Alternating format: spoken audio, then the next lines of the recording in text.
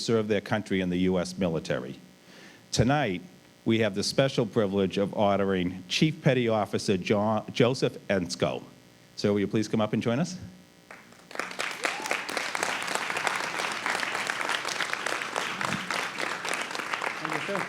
Absolutely. So Mr. Ensko left Roxbury Memorial High School in 1947 to serve in the U.S. Navy for what was going to be a short stint and ended up being a career, serving around the world with the U.S. Navy. He served 30 years in the U.S. Navy and then followed that by serving 29 years with the Boston Police Department right here in Boston. So with most of his career spent right here in Roxbury's B2 district. We are forever indebted to Mr. Ensko for his tremendous sacrifice and service, and tonight we are honored to present him with his official Boston Public High School diploma.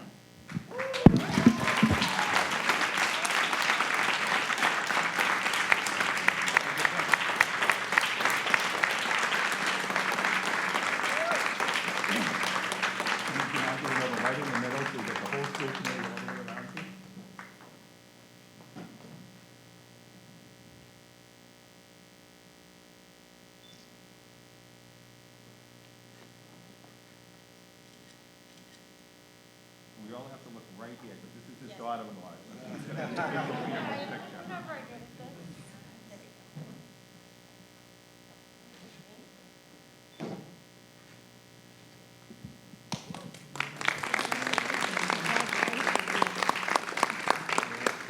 this. So, Mr. Ensko, since you were clearly the valedictorian and class president of the Roxbury High School class of 1947, as honored in 2017, we're going to ask you to say a couple of words, if you'd like. Well, as my daughter-in-law said, just say a couple of words. That's it. Well, I want you to know this is a privilege to receive this. When I first went into the Navy, I was only 16 years of age, but when I signed the papers to join, I just happened to be 18 years of age. But I didn't forge my birth certificate. I wouldn't do a thing like that. I just used my brother's birth certificate. So when I did turn 17, I was on a ship over in the Mediterranean. I told them what I had done, and they changed my name from John Michael to Joseph Patrick. I continued to serve. I was due to get out in September 1950. President signed a declaration freezing everybody, no discharges. So now that I'm stuck, I figured I'll continue and make it a career. I did. I made it a career, started studying, made my advancements. I retired as a Chief Petty Officer in the United States Navy as high as I could go. And I think I achieved quite a thing. But I want to thank you people here tonight very much. Thank you. You did fantastic.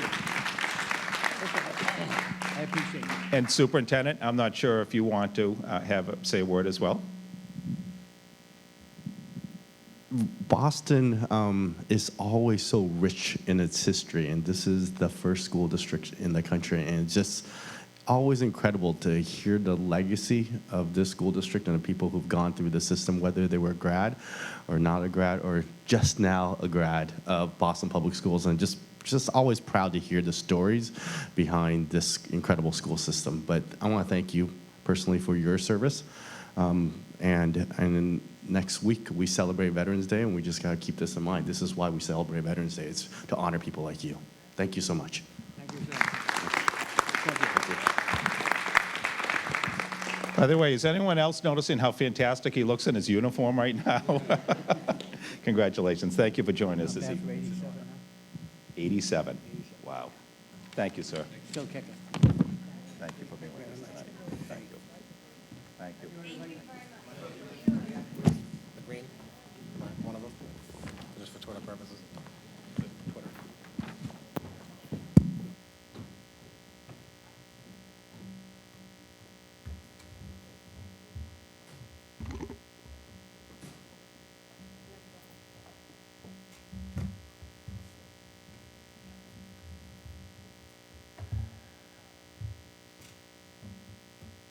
As I told Chief Petty Officer Ensko when we walked in and I saw him, my dad also served in the Navy in the South Pacific in World War II, so I walked in and saw the Navy uniform and had a big smile. So congratulations, sir. Thank you for joining us. We'll move on now to the approval of minutes. Ms. Sullivan will be making a minor change to the minutes to better characterize the testimony at last week's public comment. Other than that, so you will be able to access the minutes tomorrow on the BPS website.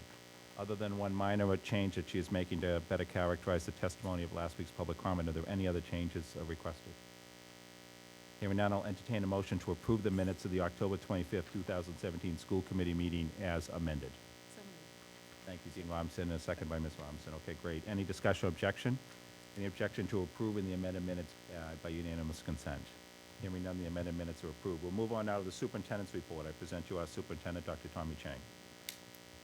Good evening, everyone. Good evening, school committee, and good evening to all those who are in the audience today. We have a smaller audience today. I think others are getting ready for Game 7 of the World Series tonight, I am sure. Not us. We're ready for a nice leisurely meeting.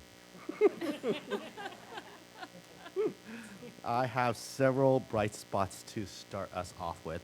I want to start off by just giving congratulations to the Mildred Avenue K-8 school in Mattapan. Today, this morning, they won the Edvesters 2017 Tom Payson School on the Move Prize. And this is the annual $100,000 prize for schools in Boston Public Schools, or a particular school in Boston Public Schools. And there you see a picture of the staff and the leadership at the Mildred K-8. Principal Andrew Rollins and his staff should be incredibly proud of their work, their academic outcomes, the work they've done around building a culture of collaboration, and the work they've done to truly and authentically engage families and community. The two other finalists were the Donald McKay K-8 and the Patrick J. Kennedy Elementary in East Boston. Both those schools should be also commended. They were both finalists this year. All three schools were recognized for their strategies to support the whole child, recognizing both academics and social and emotional learning as critical for student success. I want to give a sincere thanks to Edvesters for providing this incredible gift. This gift has been going on for 12 years. I want to thank the leadership of Edvesters, and Laura Perel, CEO, is here. So Laura, thank you so much for your leadership as well.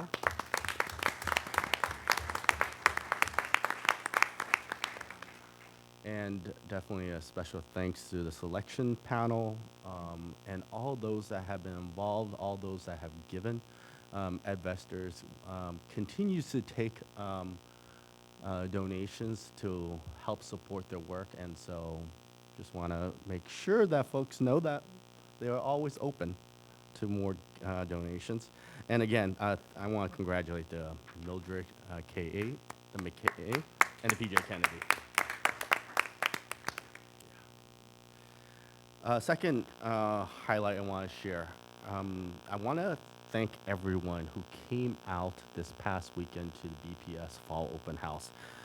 We had several impactful discussions during this open house. We talked about the STEM workforce of the future and how to bring more diversity to the STEM workforce. We talked about grade configurations. The Rappaport Institute co-sponsored an event on Saturday morning where we talked about grade configurations. We had updates around Build BPS. We also had a working group around school start time, end times. There were also just a lot of fun activities, a lot of workshops for families and for students. And just as importantly, we also collected 3 bins of clothing and supplies to benefit our students and families from Puerto Rico. And as of today, 72 students from Puerto Rico have enrolled into BPS since Hurricane Maria. The donations from the open house are in addition to another large donation we received from Cradles of Crayons. This week, they increased their donations to BPS to 900 coats and hats and 1,000 backpacks with school supplies. Enormous thank you to Cradles of Crayon. I had an opportunity to thank a lot of the volunteers on Sunday morning while they were frantically stuffing all these backpacks. and getting these supplies ready for delivery on Monday. So I want to thank everybody that attended the open house. I want to give a special thank you to Dr. Makiba McCurry and her team who put the open house together, and a special thank you to Ann Clee, who was our keynote speaker during the luncheon. And Ann Clee is obviously the president of the GE Foundation, so a special thank you to her. The next bright spot. Over the last week, more than 1,100 students at 3 of our middle schools have received iPads and free internet access due to a new partnership with Verizon. Those 3 schools are the Edwards, the Timothy, and the McCormick. I had the opportunity to attend kind of the rollout and the launch of this at the McCormick, at the Timothy, where students and their families picked up their iPads. Mayor Walsh joined the festivities this past Saturday at the Timothy. Verizon was there to teach students about technology, and there was tons of just like fun activities for young people. By 2022, there will be more than 9 million jobs in STEM, and it's critical that we are removing all barriers to success for our students. So for the students at these 3 schools, they will have access 24/7 to a piece of technology that is more powerful than what was used to take men to moon. And I want to thank Verizon for being a critical partner in all this work. So that is my last bright spot for today. It's a little bit shorter, given that we just had a presentation last week. That concludes my remarks for today. Yes, I do have one last thing. Thank you, Chairman O'Neill, for reminding me. This past week, one of our high schools has been going through their NEASC accreditation process, and that's East Boston High School. This was a video that they put together to kind of launch their work this week and their presentation this week to the visiting committee, and it talks about their core values. So wanted to share this video because it was actually put together by the staff and students at East Boston High.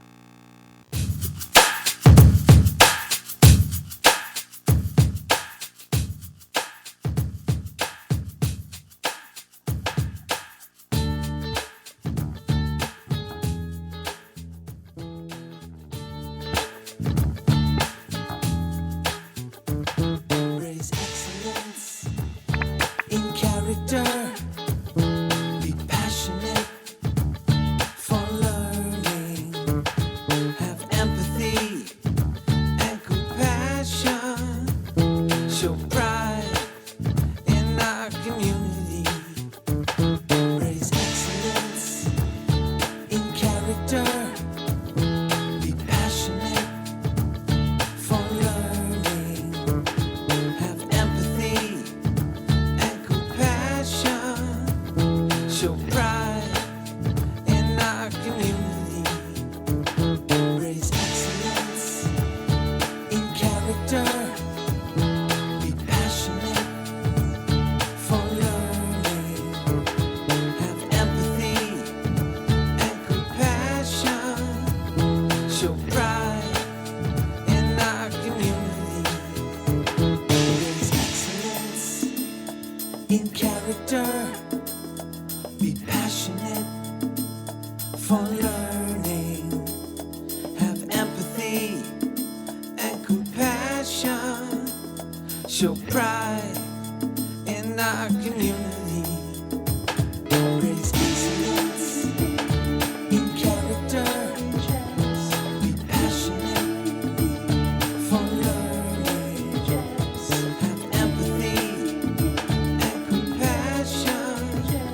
Show pride in our community. Raise excellence in character. Be passionate for learning. Have empathy and compassion. Show pride. Thank you.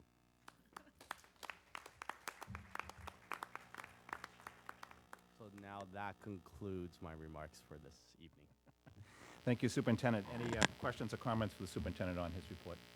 My only comment is some people miss their calling in that video. There's some clear performance skills. So please thank them for their hard work behind the video. Dr. Uriarte, no, any other questions or comments? I will say, a school committee members, they always try to have at least one school committee member attend the first day of the NEOC panel meeting to talk from a school committee viewpoint, and I was honored to attend that on Sunday along with a number of other people. And I have to report to my fellow members, I've done this a number of times, and the student and teacher or faculty presentation that was made that morning to kick off the panel visit was mind-boggling. It was unbelievable, and I have to tell you, I have never seen high school cheerleaders cheering about a 2- and 5-year plan and rubrics for teachers and improving the bathrooms and improving the food. It was so creative, it was so well done. The NEAC panel was actually literally speechless at what they saw, and they said that when they met with us directly. And the spirit that you pick up about what's going on at East Boston High School, and quite frankly, a bunch of the other East Boston schools as well. It's probably no surprise that 2 of the 3 finalists this morning at Ed Vestas were East Boston School. There's something special going on out there in the water in East Boston right now, and we're trying to figure out what it is. But the East Boston High School, I was so pleased for them. They have so many good things going on, and that video captured it right there. So congratulations to Headmaster Brangie Forte and Assistant Headmaster Judy Blanco. And I believe her husband, actually, who's a teacher at another school, actually wrote that song. So it was great to see. So congratulations to them. Any other questions or comments for the superintendent's on this report? Hearing none, I'll entertain a motion to receive the superintendent's report. Thank you, Ms. Robinson. Is there a second? Second. Thank you, Dean Robinson. Any discussion or objection to the motion? Any objection to receiving the superintendent's report by unanimous consent? Hearing none, the motion carries. Before we move on to general public comment, as we had said before, once a month now, for our first meeting each month, we're going to be inviting our student representative, Mr. Keandre McClay, to provide his monthly update on the Boston Student Advisory Council. Mr. McClay? Good evening. So in the last month, BSAC conducted its annual listening project where we had 14 students and 7 adults go out to 3 bus stations collecting feedback from students and parents about their experience with school discipline. We got highlights from students like some of the dumbest things that they've ever been suspended for. One student was suspended for throwing a paper airplane. One student was suspended for dropping a pencil. We asked students, how many peers do you know that have been suspended? Some said too many to count. And we look forward to putting together a package for the school committee with some of the feedback and results from that, and you guys get that in the next few weeks. So also, BSAC is celebrating having surpassing 12,000 uses of our Boston Student Rights app, and we look forward to working with you all as we continue to gain traction with the app. All right? And then also on October 30th with Marianne Creighton and her department, we got to discuss with some of our BSAC students about later school start time and end times. We also appointed 2 students to work with the working group around that issue. And also we got to express our opinions about looking at how students want to see more emphasis around looking at extracurricular activities, sports, work, and also family life, and how do we support them in that. Then we also nominated 1 student, Nicholas Tuhes, to work with Opportunity Achievement Gap this year. Opportunity Achievement Gap Task Force, he'll be serving his 2nd year. Also, a highlight, we have 2 students from BSAC, Alana and Kendra, at West Roxbury Academy, who hosted their annual retreat at their school, where they had over 30 students working on civic engagement projects, and also how to be more active members in their school and their community, and also supporting peers. Another BSAC update, we have 48 students in BSAC representing over 21 schools. We will continue to work to identify refs from some of the missing schools, and we made progress working with the Office of Engagement High Schools liaisons and instructional superintendents. Excellent. Thank you, Mr. McClay. Any questions or comments for him? Ms. Robinson? Congratulations on getting up to 21 schools. What's your plan about the missing, 4 or 5? So, missing 4 or 5. So we've been reaching out to headmasters, just saying, well, we have spots open for representation from your school, and we can help you identify students, and also we look at student governments and saying what students stand out and what students do you think would fit into this role, although we are open to all students to come. So thank you, Mr. I'm sorry. Yes, Dean Robinson. I was just going to ask, what's the follow-up from the headmasters? Some of the headmasters have sent, as you, we've gained 4 schools since the last school committee meeting. So some headmasters are actually trying. We just ask for more support in pushing them and actually having someone back that up with them. Okay, excellent. Keep us posted. All right, I will do that. I was going to suggest that as well. Maybe at the next meeting, the first meeting in December, you could tell us what schools still have had some difficulty in sending a student, and maybe we can help encourage them. All right. Nothing like just a public announcement. To get them ready, they have 1 month. We have 11 more that how you schools wish. that need representatives. 11 more schools. 11 more schools that need representatives. Excellent, fantastic. The other question I have, could you share with us just a little bit more? You said you had a conversation at BSEC about different start times for high schools. And I'm intrigued, you know, we have had students express interest in it, but also concern over the impact on jobs, maybe doing some family care at home. Yes. Internships, sports, clubs, et cetera. So some of those concerns is raised. Could you just flesh out the details a little bit on some of the pros and cons that you heard from students? Well, some of the pros, like, one of the major things they said, we get to sleep later in the morning. We get more rest. But also, more students who are obligated to work after school and provide and help provide for the family or take care of family members, or students who just want to be engaged, they find that if we get out later in the evening, we're missing out on opportunities because it's already 4 o'clock and it's getting dark outside. So imagine if we get out of school later, then transportation, during peak transportation hours, everyone's getting off of work, most students are getting out of school. So they looked at that and took that into consideration, saying, well, how much time will we actually have to do this before it's like 9 or 10 o'clock at night, and we have to go home and still have to go home and study. And you said a couple of students in BSAC are going to be on the working group. Yes, we have 2 students. Good, excellent, great. Right. Any other questions or comments for Mr. McClay? Thank you, sir, for your report. We'll move on now to general public comment. Ms. Sullivan? Thank you, Mr. O'Neill. Public comment period is an opportunity for parents and other concerned parties to make brief presentations to school committee on pertinent school issues. Questions on specific school matters are not answered at this time, but are referred to the superintendent for later response. Questions on specific policy matters are not answered at this time, but may be the subject of later discussion by the committee. Each speaker will have 3 minutes to speak, and I'll remind you when you have 1 minute remaining and then 30 seconds. Those who require interpretation services will be allotted an additional 2 minutes. Speakers may not reassign their time to others. Written testimony is appreciated and encouraged. Please state your name and affiliation before you begin. TV cameras will only record speakers who face the committee. We have 3 speakers this evening, beginning with Jose Martinez, and he'll be followed by Rodolfo Aguilar and Peggy Wiesenberg.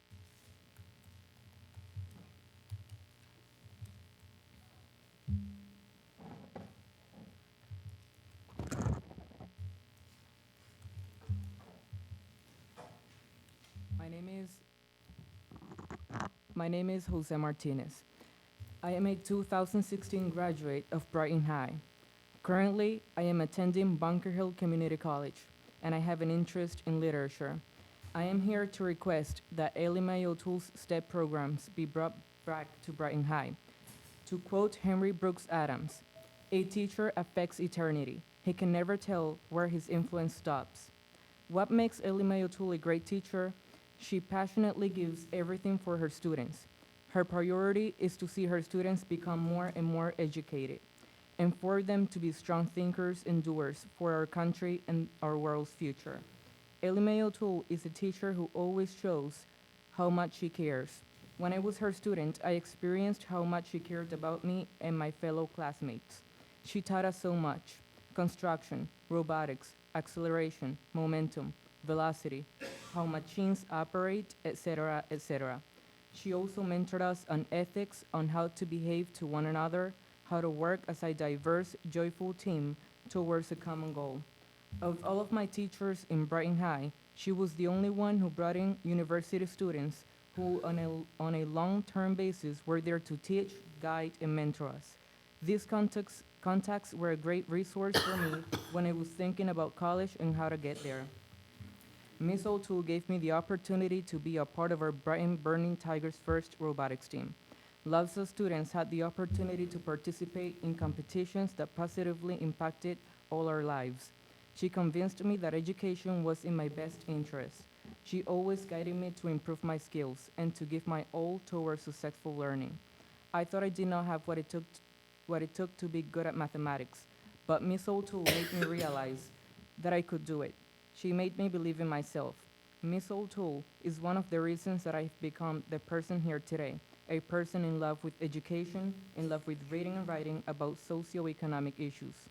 I have gone through much adversity, including homelessness. When I confided in her that I was having difficulties, Miss O'Toole's encouragement was a great help to me.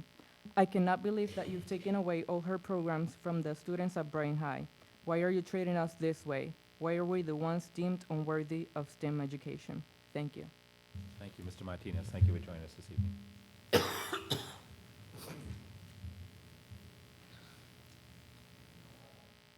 Good evening to all. Once again, good to see you all. My name is Rodolfo Aguilar, and I am the parent organizer with Massachusetts Parents United.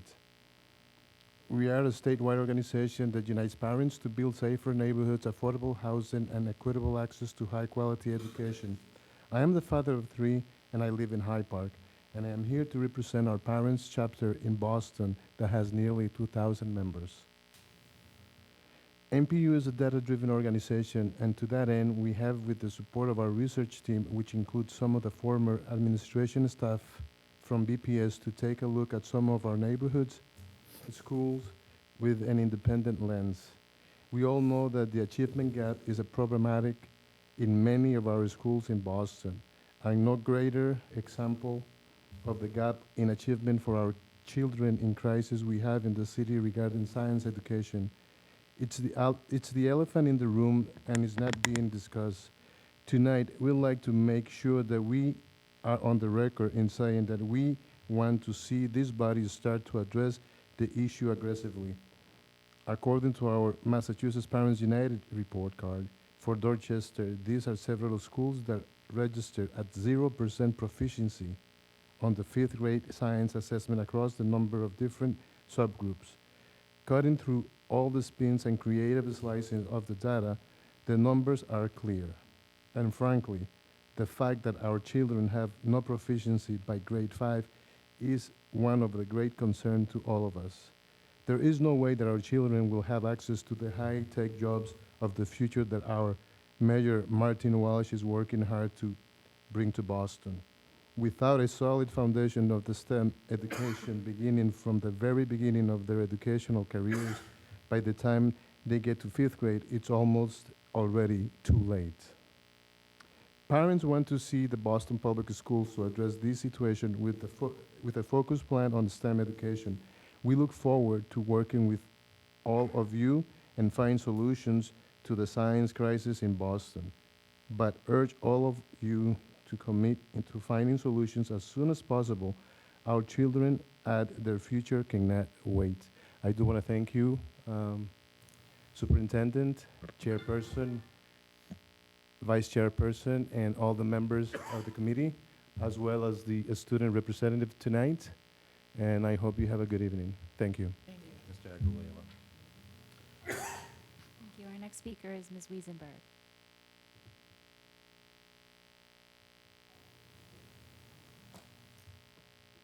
Good evening. We're about to enter year 5 of the home-based enrollment plan in Boston.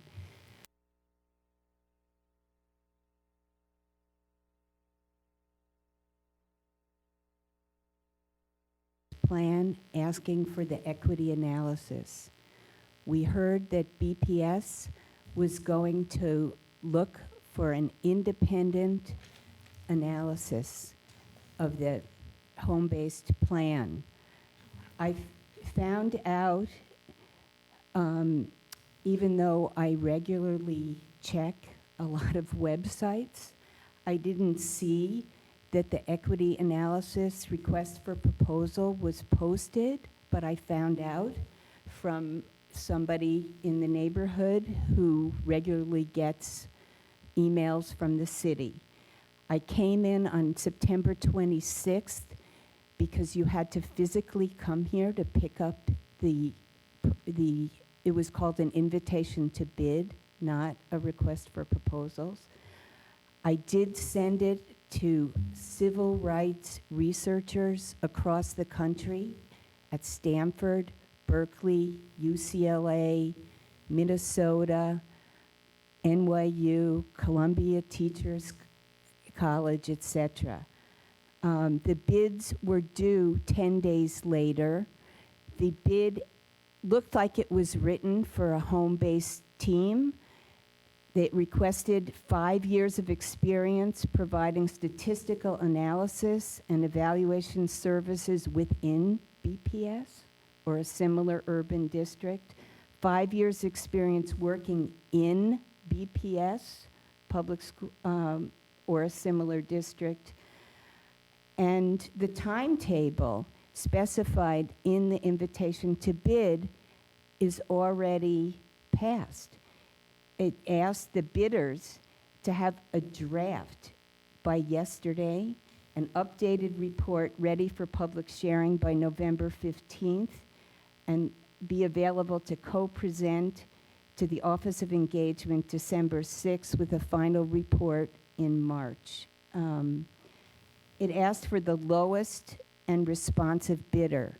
I worked for state government for over 25 years, as a lawyer, sometimes on procurement appeals. And in the state, we look for best value, which doesn't always mean the lowest bidder. It means the bidder with the expertise and the capability to do the job well. We want somebody who can do this job very well. We want a timetable that makes sense. If it takes longer than specified in the bid, so be it. But it is critical that we have that analysis. Will BPS post or make the proposals available to this committee? You're the ones who adopted the plans. Will BPS make the proposals available to the public? We want more than just data crunching and big data. What we need is really rolling up the sleeves with a real equity lens, hopefully a lens on race and income. I'm a little concerned that we're asking for, albeit this is how the plan is designed and maybe misdesigned, Excuse me, Ms. Musenberg? about access to schools. I think we need access to seats. Anyway, I hope that we move forward, and I look forward to hearing more from the BPS on this issue. Thank you. Thank you, Ms. Wiesenberg. Mr. O'Neill, that concludes our speakers for public comment. Thank you, Ms. Sullivan. Our first and only action item this evening is grants for approval totaling $32,491. I believe there are 3. Are there any questions or comments from the committee on these grants? Dean Coleman? I thought the definition of the SMART goals were excellent in this set of grants. Excellent, thank you. Any other questions or comments? Hearing none, I'll entertain a motion to approve the consent calendar as presented. Ms. Robinson, yes, thank you. Is there a second? Thank you, Dean Robinson. Any discussion or objection? Any objection to approving the grants and the full consent calendar by unanimous consent? Hearing none, the grants are approved. We'll move on to our first report, the Opportunity Index. At this time, I'd like to invite Dr. Colin Rose, the Assistant Superintendent of Opportunity Achievement Gaps. Please step forward. Dr. Rose is going to be joined by Dr. Dan O'Brien, the Assistant Professor at Northeastern University and Co-Director of the Boston Area Research Initiative, as well as Dr. Nancy Hill, Professor of Education at Harvard University Graduate School of Education, and a membership of the leadership team at the Boston Area Research Institute, also known as BARI. Welcome to you all. And while you're getting your presentation ready, I first like to invite Superintendent Chang to give any opening remarks. Thank you, Chairman O'Neill. Tonight, we will present to the school committee what I believe is a very progressive, equity-driven policy, potential policy, which is the implementation of a new innovative tool called the Opportunity Index. The Opportunity Index aims to provide BPS a tool to make decisions on matters such as resource allocations, program evaluation, and other perspective and retrospective assessments. The Opportunity Index is a framework that integrates student home neighborhoods along with individual and family level data as a means of measuring opportunity gaps throughout the district. It's a dynamic tool that can be updated regularly to ensure that the most predictive factors and the most recent information are being used when we make important decisions as a school committee and as a school district. The Opportunity Index work is a collaboration of various offices. As you can see behind Dr. Colin Rose, we have Becky Schuster from Office Equity, Monica Roberts from Engagement, with Eleanor Lawrence from Finance. We have Nicole Wagner from Data Accountability, and obviously, you know, Dr. Colin Rose from Opportunity Achievement Gap Office. We've also worked very closely with the Boston Area Research Initiative, BARI. This is a very important step forward for equity as a school district. What we are bringing forth to you today is just a framework. We're looking to get feedback from all of you around what a policy could look like, what a policy could sound like. And in an upcoming meeting, we will be bringing the actual policy statement to you. We're also going to be gathering more feedback from school leaders, from students, from teachers, and look forward to bringing all that forth in an upcoming meeting. The last thing I'll say is that it's difficult to measure what is the opportunity gap. Like, how do you actually truly measure it? And different school districts across the country may do this in very, very different ways. But the work that has been done here is probably the most innovative and the most progressive work that I have seen nationally. And really excited that we're being this sort of deliberate and thoughtful about how we actually try to measure what is the opportunity gap so we can actually put the right investments in the right places. So with that, I'm going to turn it over to Dr. Rose, who will be leading the presentation. But thank you so much, and thank you for your leadership on this. Thank you. And thank you, school committee, members of the audience. I'm Colin Rose from the Opportunity Achievement Gap office. I'm here with Dan O'Brien, professor at Northeastern, and Dr. Nancy Hill, a professor at Harvard University, both representing BARI, or the Boston Area Research Initiative. We are here to present an exciting proposal to members of the school committee around a tool that we believe is innovative and an innovative way to operationalize resource allocation and BPS in a more equitable way, what we coin the Opportunity Index. Before I hand the presentation over to Dan and Nancy, who helped model and validate this index, I would like to read the policy statement, or the proposed policy statement, and go into why we believe this is an important tool and what it consists of kind of at a higher level. This is kind of our first attempt at a policy statement. We'd like to see a reaction to it and get your impressions. The Boston Public Schools will formally adopt the Opportunity Index as a district-wide tool for making decisions that drive equity, coherence, and innovation. Aligned with the school committee's Opportunity Achievement Gap policy, the Opportunity Index uses data from students' home neighborhoods, along with individual and family level data, as a means for measuring opportunity gaps throughout the district. In turn, the Boston Public Schools will close these opportunity gaps by using the index to make decisions such as resource allocation, program evaluation, and other prospective and retrospective assessments. The index will be updated annually to ensure the most predictive factors and recent information available are incorporated. So why do we need this index? We know that students come from their homes to our schools with an individual, invisible backpack of varied opportunity and experiences. And while WSF and other tools that we use align to national best practices, introducing more variables to get a more nuanced view of what need is within our schools will bring us to the next level of equity outside of our current measures. The better we are able to match resources with need, the closer we get to closing opportunity gaps.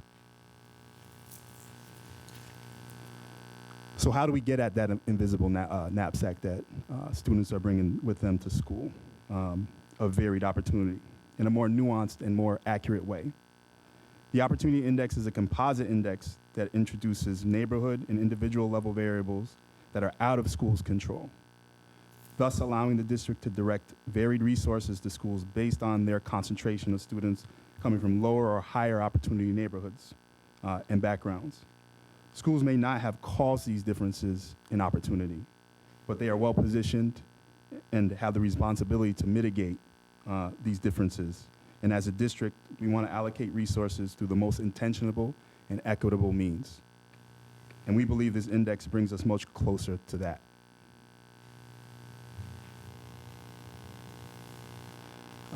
This brings us to our core values of equity, coherence, and innovation. The index itself is explicitly stated in the Opportunity and Achievement Gap Policy and its implementation plan under Section 5.3, demonstrate equity, quality, and impact in funding and resources. It is very much in line with advancing one of the 6 district priorities set by Dr. Chang, allocate funds more equitably.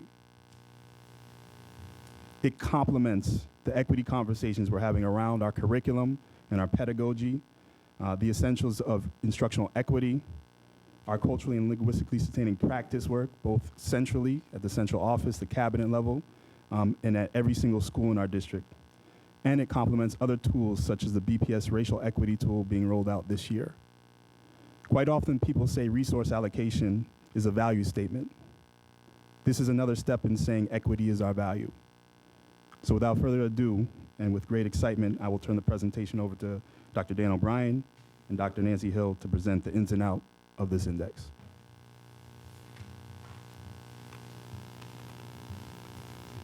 Thank you, Colin. Good evening, committee. Thank you for having us here this evening. So as Colin said, Nancy and I are going to kind of walk through the process of constructing and validating the index and kind of the implications thereof. So just sort of starting with the idea that Colin's already stated, this was to create a place-based opportunity index that captures inequities that arise from factors outside of the control of schools. So I think the original inspiration was the idea that neighborhoods matter, right? And beyond just the fact that demographic and socioeconomic background matter as well, but also where you wake up in the morning and where you put your head down at night is going to matter to your outcomes in general, including academic achievement, but also that we can't lose sight of the fact that those individual factors matter too. And so that's why this has become, as Colin described it, a composite and comprehensive index to try to address both of those aspects. And to the superintendent's point, the really original part of this and the part that really attracted us to the project as partners was that it takes neighborhood effects seriously in a policy way that no policy or program that we know of nationally really does. And so it was exciting to be able to construct that and validate with the team here at BPS for that purpose. So just sort of to map it out in a sense, right?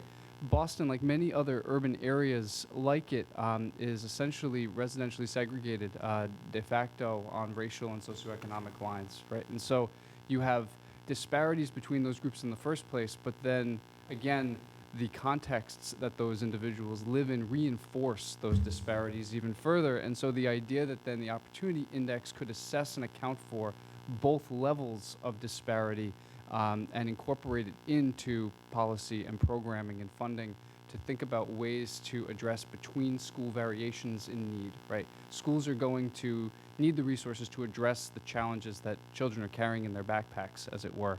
So starting with the bottom line first, just to kind of give you the takeaways, and then we'll walk through the details. So at the very top, neighborhoods matter. Neighborhoods differed by as much as 20 points on MCAS scores. Now that's from the top to the bottom, and that is controlling for individual level factors. So that is saying two students with exactly the same individual background living in the most, not necessarily advantaged or disadvantaged, but the neighborhoods with the contexts that are most conducive and least conducive to academic achievement differed by as much as 20 points in their expected MCAS score, which is 25%, as you know, of the total 80-point scale. And this is driven particularly by crime rates, socioeconomic status of the neighborhood, that is to say concentrated access to or lack thereof of resources, and academic attainment of adults in the community. And we'll talk a little more about that. Obviously, English language learner status, special education status, disadvantage, previously measured through free and reduced price lunch, now measured as a poverty index, still matter a lot too, right? And even more so really the neighborhoods, but the two both are important. And then last, risk indicators, which we'll go into more, things like previous suspensions, previous failures, so on and so forth, are also a great way to predict future outcomes, and they would support an opportunity index that is even more predictive. But one of the things that we've realized in our discussions is, while that could be really great for prediction, we still want that underlying opportunity index to understand the why, right? Where are these students coming from? What are their backgrounds that they have failed a course, they have had suspensions previously, and that is predictive of their future success. So walking through, the first stage of the project was to basically define neighborhood. How do you define context and describe it in an effective way that's comprehensive?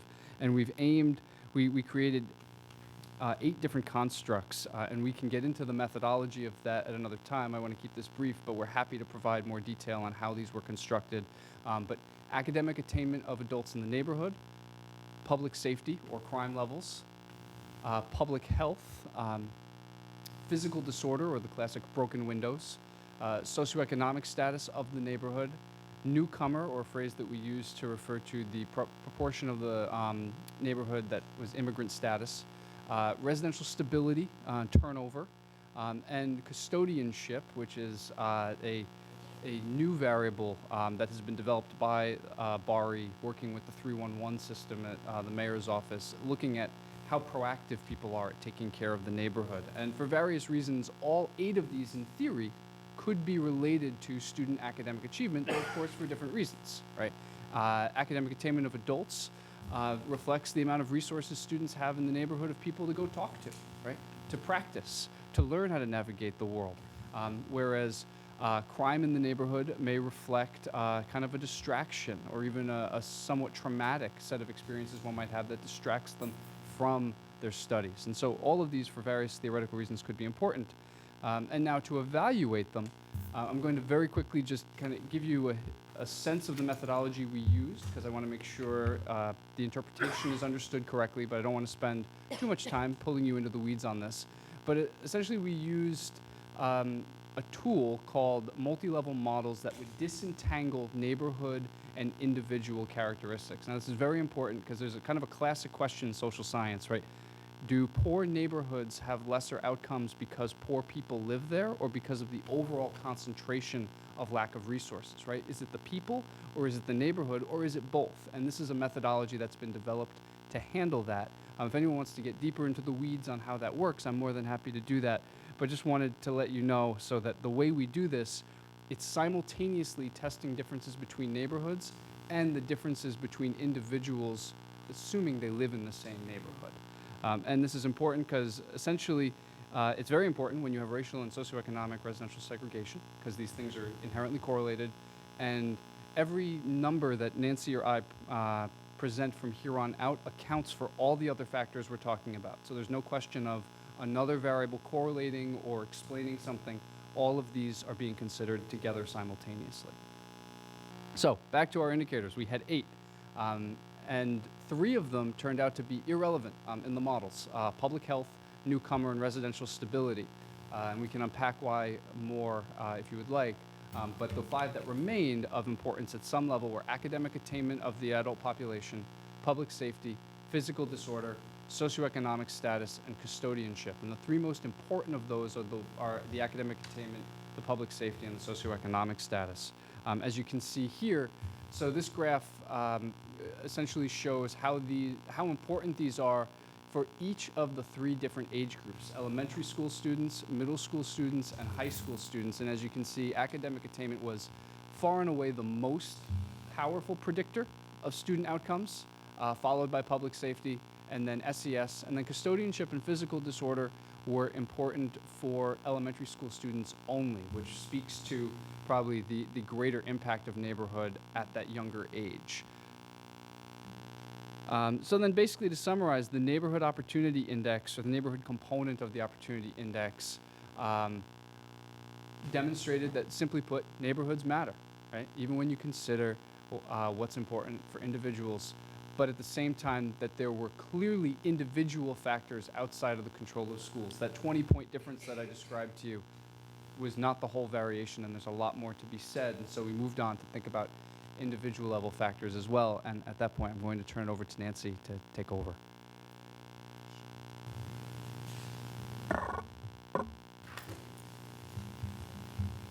So again, trying to account for what individual students bring in their backpack with them to school and what schools need to do and the support schools need in order to best educate the students that come to them, we wanted to also look at the individual factors. And we wanted to look at variables. There are a lot of variables in which we could look at, but we wanted to look at variables and constructs that BPS has at their ready disposal. What could they put in a model? What are they readily collecting? In the future, they might want to collect different kinds of variables, but these are the variables that we looked at. They fell in 3 different categories. First, we looked at individual demographic characteristics, which we used free and reduced price lunch or poverty index.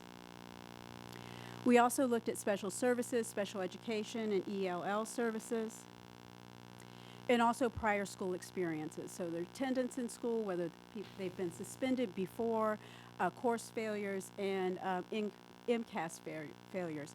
And as we're looking at this in moving in as an opportunity index, we're not looking at these in the schools that they're currently in. We're looking at this as characteristics that they're bringing with them into the school. So these are experiences that they've had in the school prior to the one that the opportunity index would be calculated.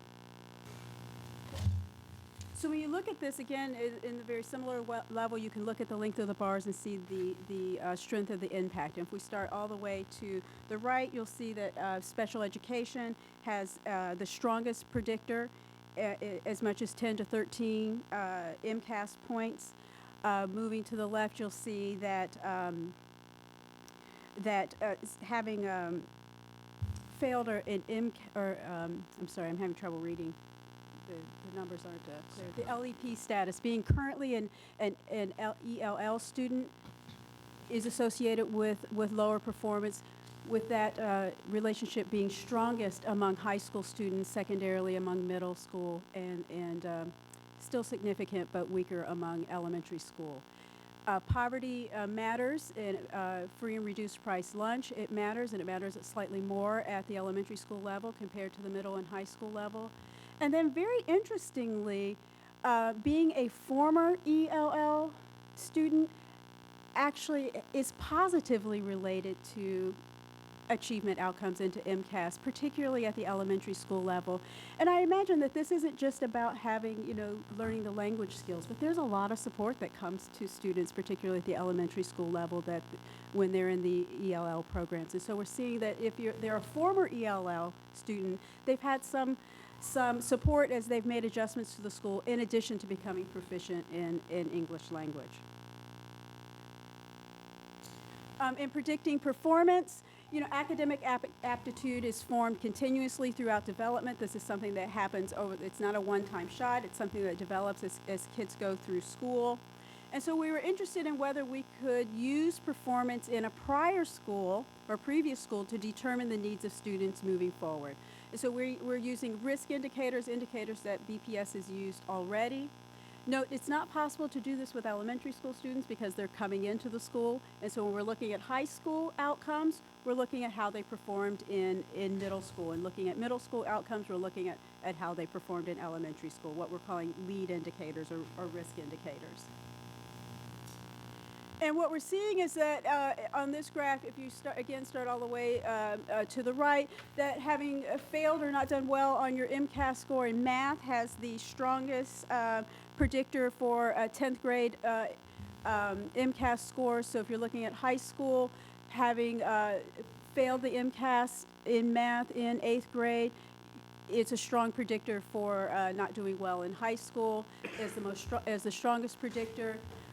Failing ELL is also a significant predictor of 10th grade ELL in high school. A proportion of failing a core curricular class in math or English is also predictive, but a little less so. The most significant one you see on this graph is for percent failure of MCAS scores in math. You'll see attendance and suspensions also as significant predictors of outcomes. So in conclusion, the place matters. The neighborhood opportunity index accounts, as Dan said, for up to 20 points in MCAS, and various factors matter, including socioeconomic status of the neighborhood. And keep in mind, that's a neighborhood factor, not socioeconomic status of the individual family. So living in a neighborhood with other people of a particular socioeconomic status. Safety, adult educational attainment. Again, this isn't their kids' own parents' educational attainment, but the educational attainment of other adults in their neighborhood that they're going to bump into on the street. For elementary school, physical disorder and custodianship matter. And so when, as I like to think about it, is when you have elementary school kids who live in their neighborhoods and they look around and they see disorder, and that has an impact on them. But the idea that parents or other adults in the neighborhood would call 311 and have things taken care of will provide a sense of security, I think, for elementary school students more so than older students. Individual characteristics matter even more and add even more to what we can explain in characteristics that students are bringing to school in relation to their test scores. For older students, we can predict future performance with the risk indicators, but the individual level characteristics provide even more precision. And the opportunity index can be effectively used to account for a substantial amount of variation in the outside of the control of the school. And so it significantly adds to students' test scores.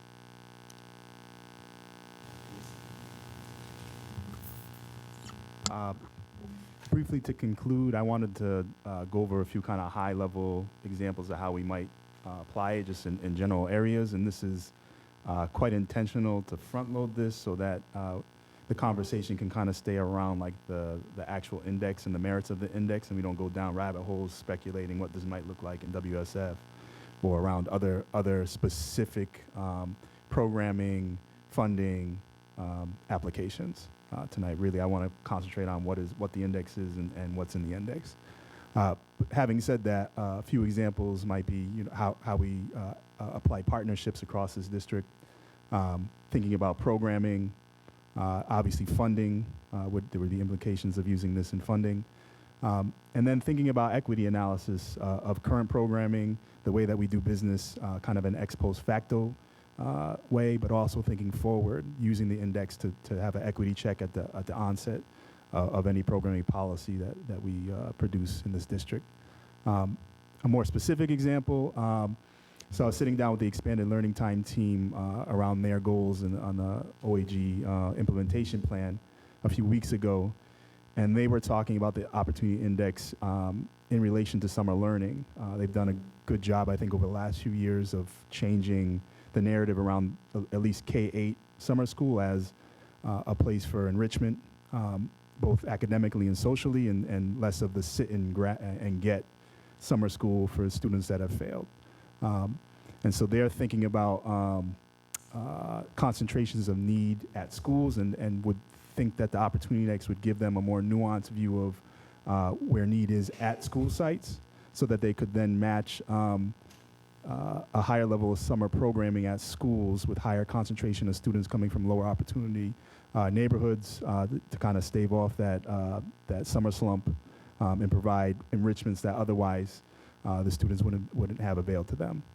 So that's one kind of specific way that we could think about operationalizing. I think this is a tool that could be used vastly across our district. This is a very innovative tool, in our opinion.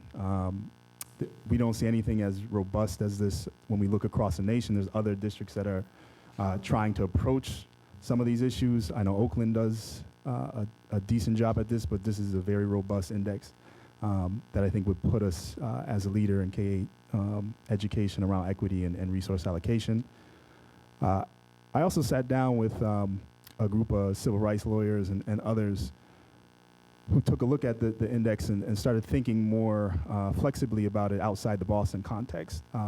I think this could be an example of something we might want to lobby towards the state around, like resource allocation, specifically for cities and metropolitan areas like Boston, where you see a mismatch between what the municipality looks like versus who we're actually serving in BPS. If you could imagine an opportunity index statewide, and thinking about then how would you fund a state or a national education. So with that, I have a list of thank yous. And you know, I would like to take full credit of the index because it is going to be housed out of the Opportunity and Achievement Gap office. But I believe highly in attribution, not only because I think it tells a story around how things are built and the collaborative nature of things, but it also delineates expertise. When we don't attribute things to the proper people, I think we lose that, especially when we try to dig into the foundation of why and how we built things. So with that, I'm sure I'm going to miss people, but this is not exhaustive list. So first and foremost, I'd like to start with the superintendent. It wouldn't be possible without his support and leadership and vision and commitment towards equity for us to even bring something like this in front of you. I'd like to especially thank John Sproul and Erin Cooley, who is in the audience. She has left us and gone to Brookline to run their data office. But they were kind of at the genesis of this project. They built the first iteration of the Opportunity Index a couple years ago. And excitedly, when I took my post, came into my office, and one of the first things I was really excited about taking the post in Boston Public Schools around opportunity and achievement gaps. Also, key contributors to that first iteration were Nicole Wagner and Akshata from ODA. Throughout the years, Executive Cabinet has been a good partner who have both nurtured and challenged the product, making it better. We have a guiding coalition who had become very involved in the validation process over the summer. And from that group, I'd like to especially thank Eleanor and Erica from Finance, who really drove the final stretch of this to get us to this point today, and also the work and thought partnership of Data and Accountability team. I'd also like to thank some strategic partners in the work, Dr. James Jennings, Chris Horan, the Boston Police Department, the Boston Public Health Commission, Opportunity Nation, and obviously Bari, Dan and Nancy, who have patiently worked through multiple models, constructs, the twists and turns of working with Boston Public Schools, and they did so with great expertise and grace. So I really thank them for their efforts and their continued partnership. And finally, some funders, the Lynch Foundation, the Boston Foundation, and actually numerous offices in Boston Public Schools who dug into their own coffers and their foundational budgets because they believe that this should be a priority in the district and they wanted to make it happen. So with that, I thank you for listening to us and open up for comment, feedback, and questions. Excellent. Thank you, Dr. Rose, and thank you, Dr. Hill and Dr. O'Brien, for joining us today. Fascinating work. This is, I'm sure, going to open up a lot of questions from members today. So I do just want to reiterate, Dr. Rose, in particular, what you said and what I heard from the superintendent at the beginning. This is potentially groundbreaking work for Boston. So it's the type of thing we need to understand and really dig in and understand the index before we start to question how it's calculated, how it's implemented, that type of thing. It's kind of a multi-step process. And thank you, Dr. Rose, for encouraging us not to chase down a rabbit's hole in our questions, because we can do that because we're excited by this type of stuff, right? If we have the Opportunity Achievement Gap policy and task force, this is a natural lead-in. So I know members are going to be very interested in finding out. But if I heard you correctly, Dr. Rose, you want us to focus in on the concept of an opportunity index? Yeah, the concept and the makeup of the actual index. And the makeup of it. Okay, great. So that's what we'll try to encourage. Let's start with Ms. Oliver Davila. Thank you. Thank you to all the partners and the schools, Northeastern and Harvard, I think you said, for working on this. I know it's a lot of work. I just have a few reactions. I would need to understand it better, so I will wait for more time. But I'm wondering how you have the neighborhood and meet the individual needs. I still haven't that really hasn't been captured for me, but long-term figuring out how you do that at the same time. And when I look at some of the neighborhoods, for example, Mission Hill, which is very resource heavy, and yet there are a lot of families that don't actually have resources. If you look at the juxtaposition of families in that neighborhood, you might be looking at that neighborhood and thinking, wow, that neighborhood, doesn't need anything, and they're still. So that was just a comment in terms of how you figure that out.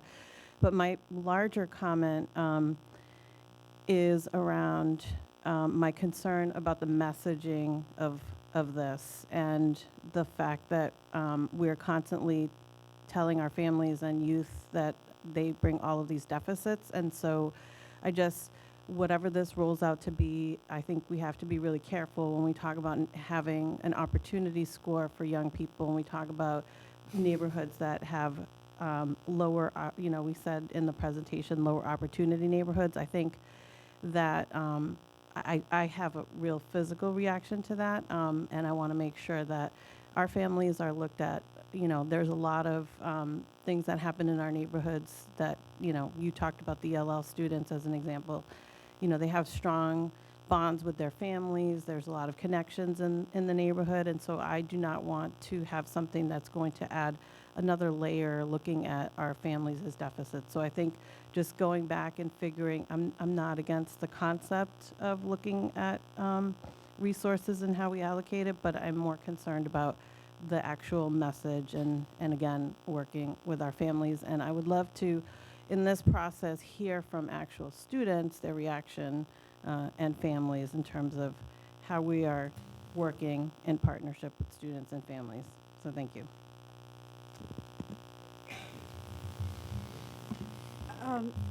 I completely agree with, I'll start with the last part of your comments first. The last thing we want to do is put a label on a family or a student or a neighborhood.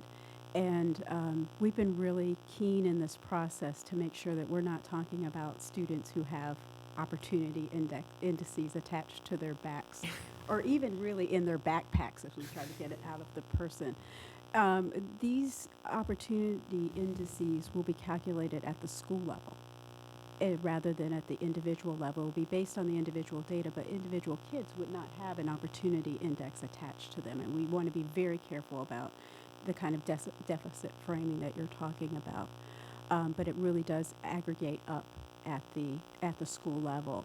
And when you think about the kind of neighborhood that you were talking about in Mission Hill, where when you look at the resources, it might score, very well on the neighborhood portion of the index. But there's a lot of variability at the individual level, and that's part of the reason why we wanted to distinguish between the individual characteristics from the neighborhood characteristics in creating this index, because there is that variability within individuals in the neighborhood that are separate from the kind of resources in the neighborhood. Thank you for saying that.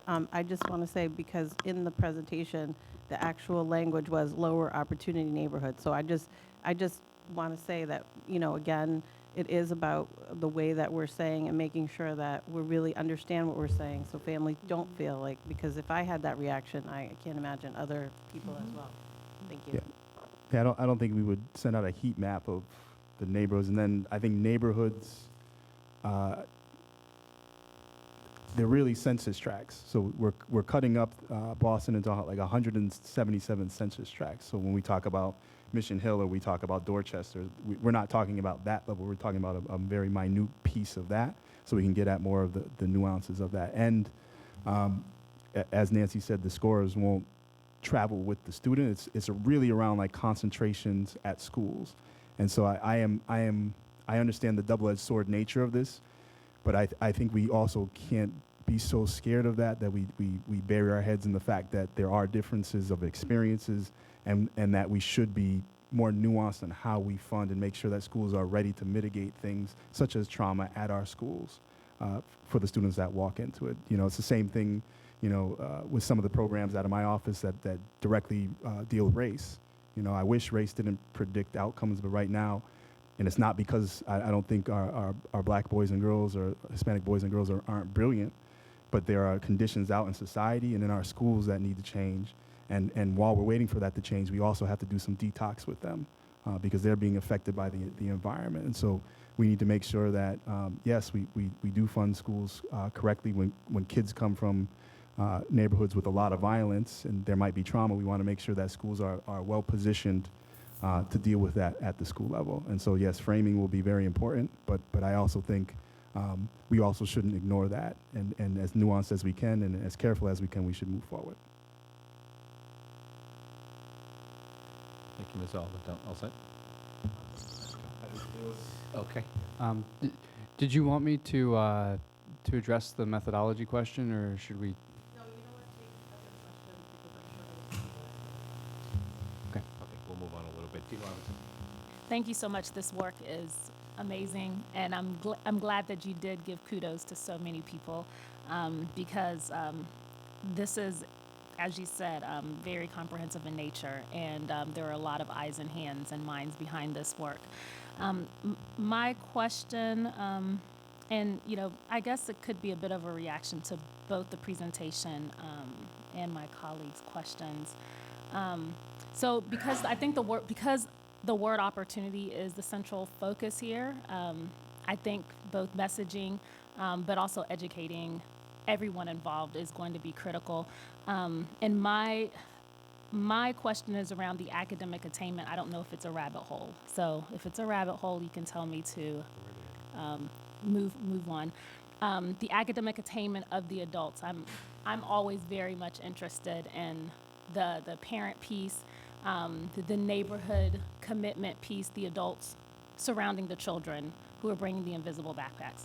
So could you speak a bit more of the opportunities for the adults in this area of academic attainment? What are potential solutions? What are, if you were speaking to a group of adults in a neighborhood, how can we close opportunity gaps? I guess I'm going straight to kind of solutions, the end of this process.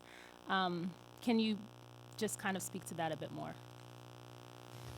Yeah, when you look at, you kind of have to unpack why is it that, as we measured it, the percentage of adults in a neighborhood or census block, as it were, that have a college degree matters. So why does that matter? And there are lots of theories around social capital and networking.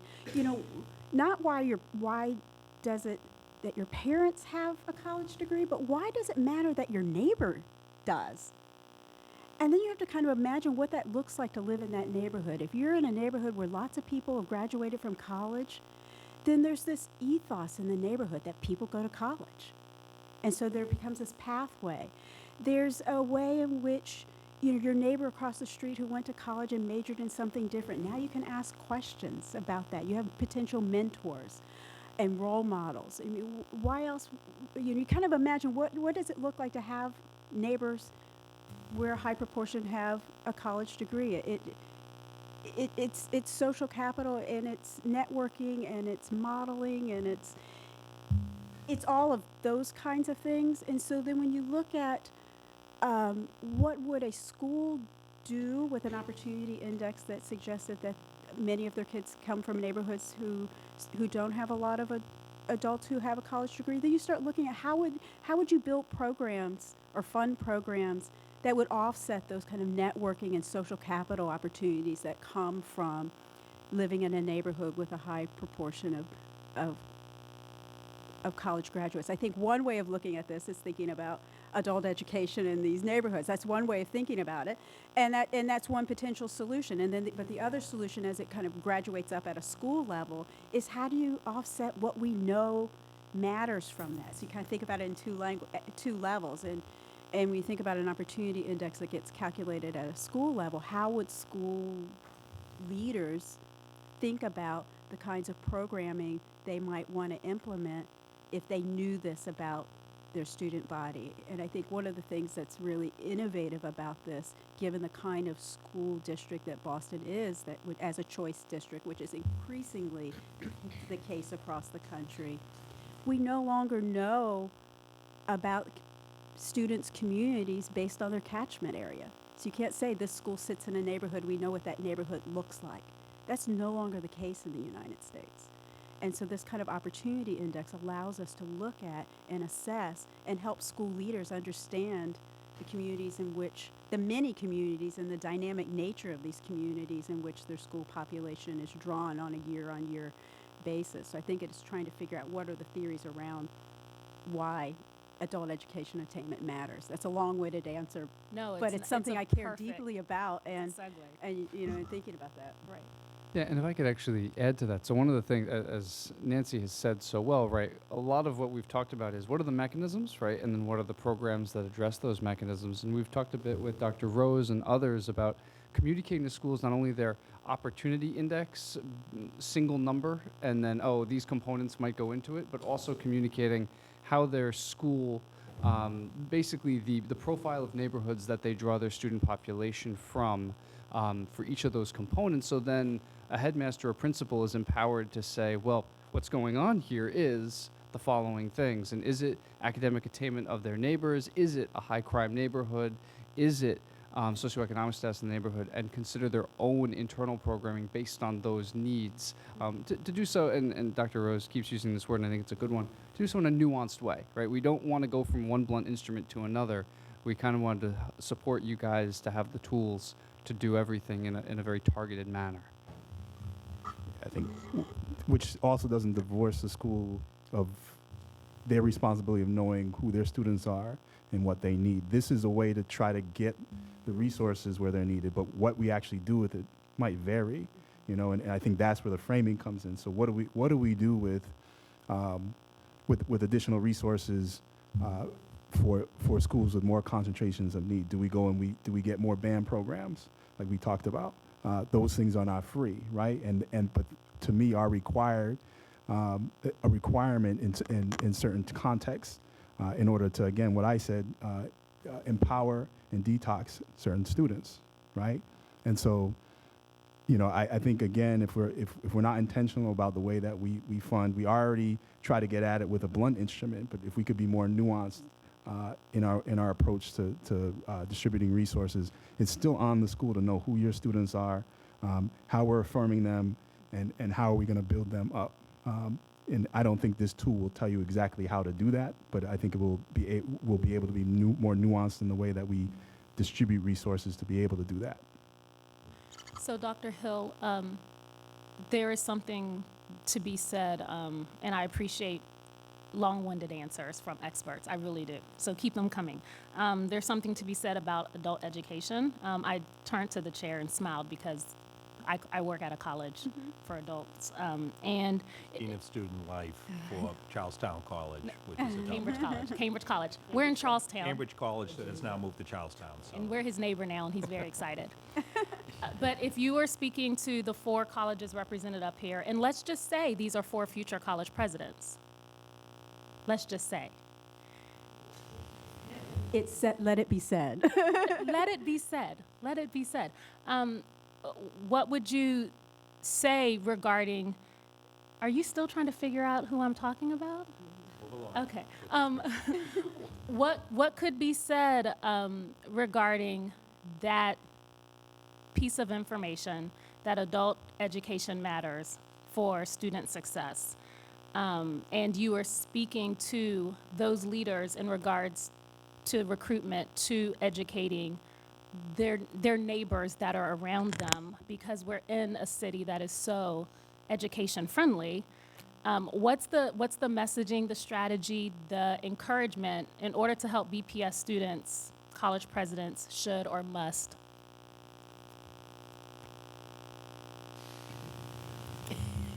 Wow. I mean, this is quite apart from the opportunity index, because I think when you're looking at the opportunity index, it's really, you know, boiling up to what schools do based on the neighborhoods. But when you're asking me what should local universities do,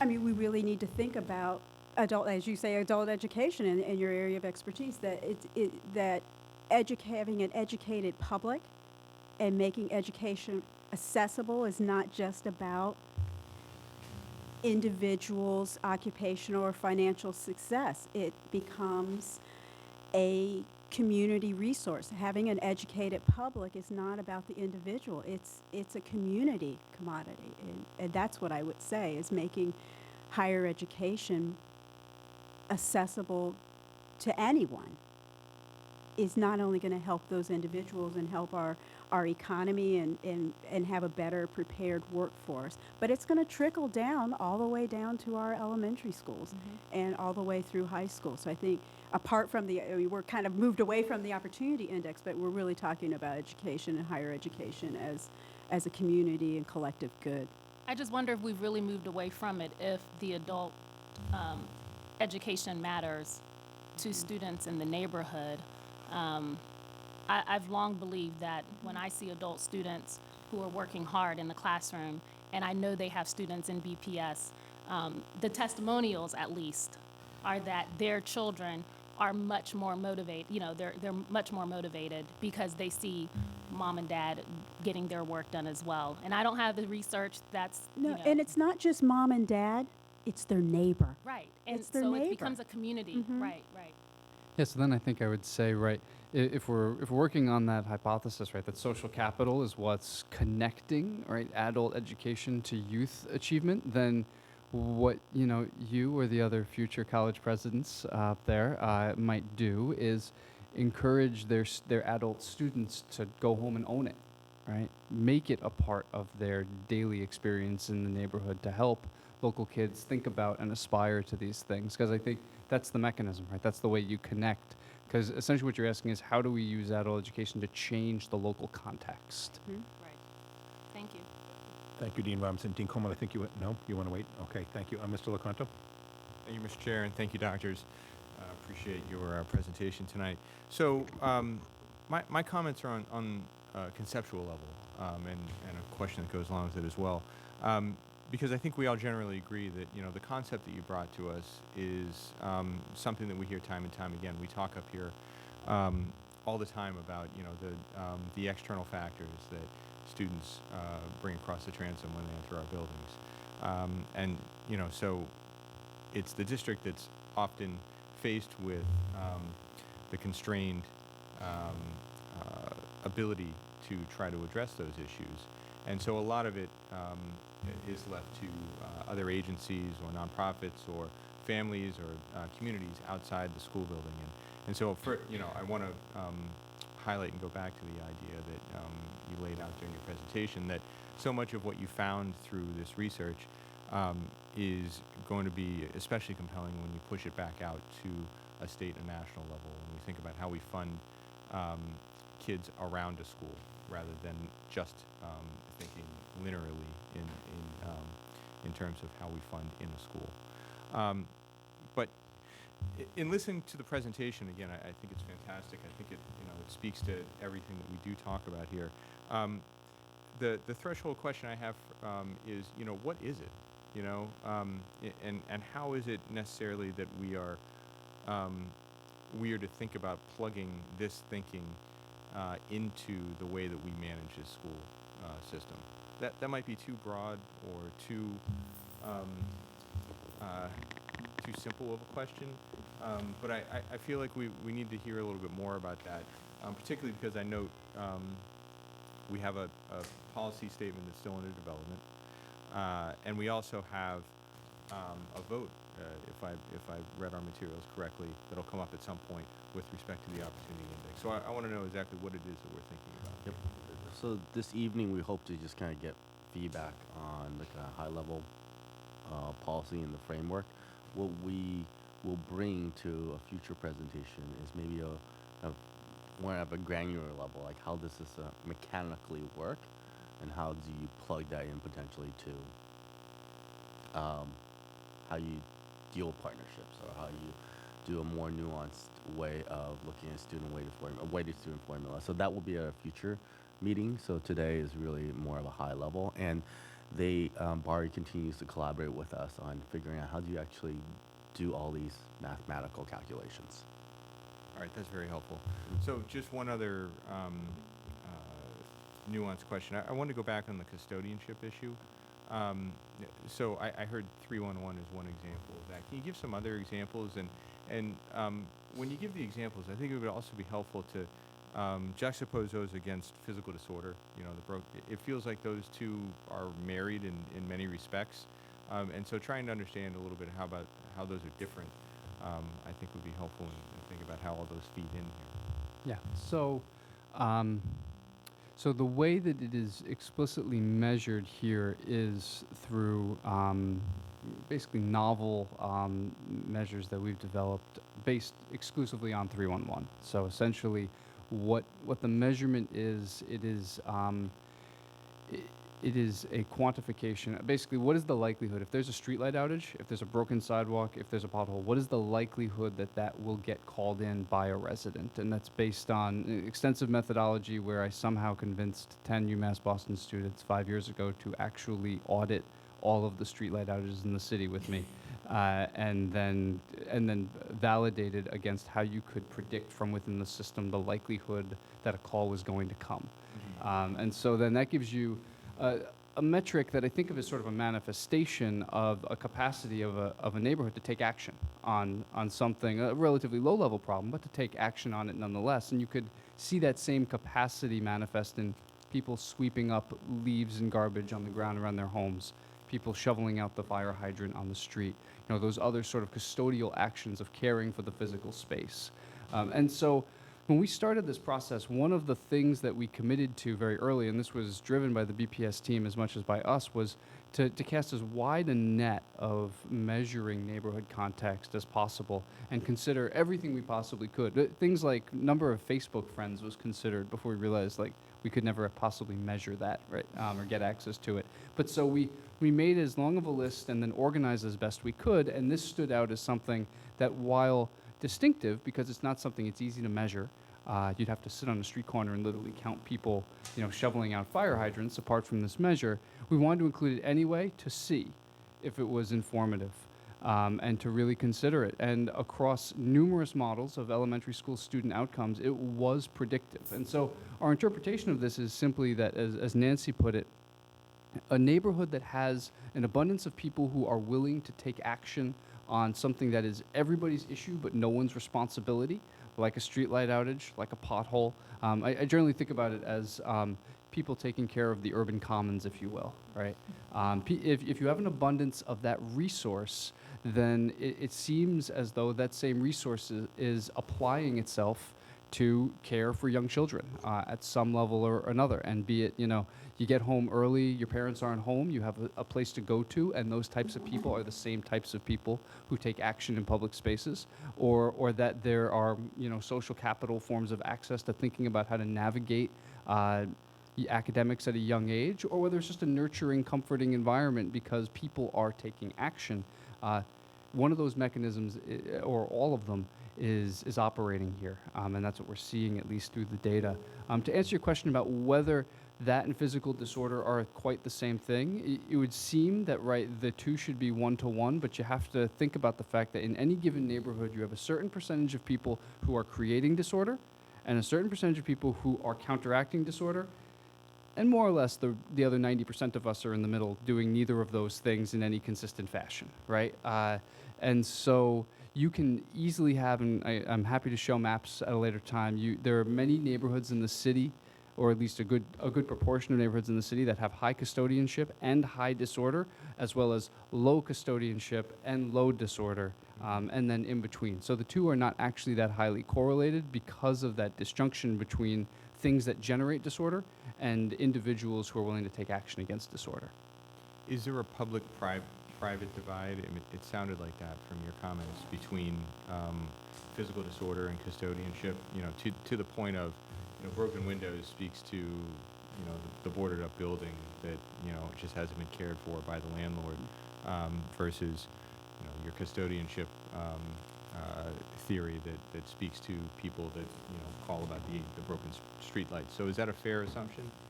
To a certain extent. Yeah, the custodianship is completely in the public domain. Yep.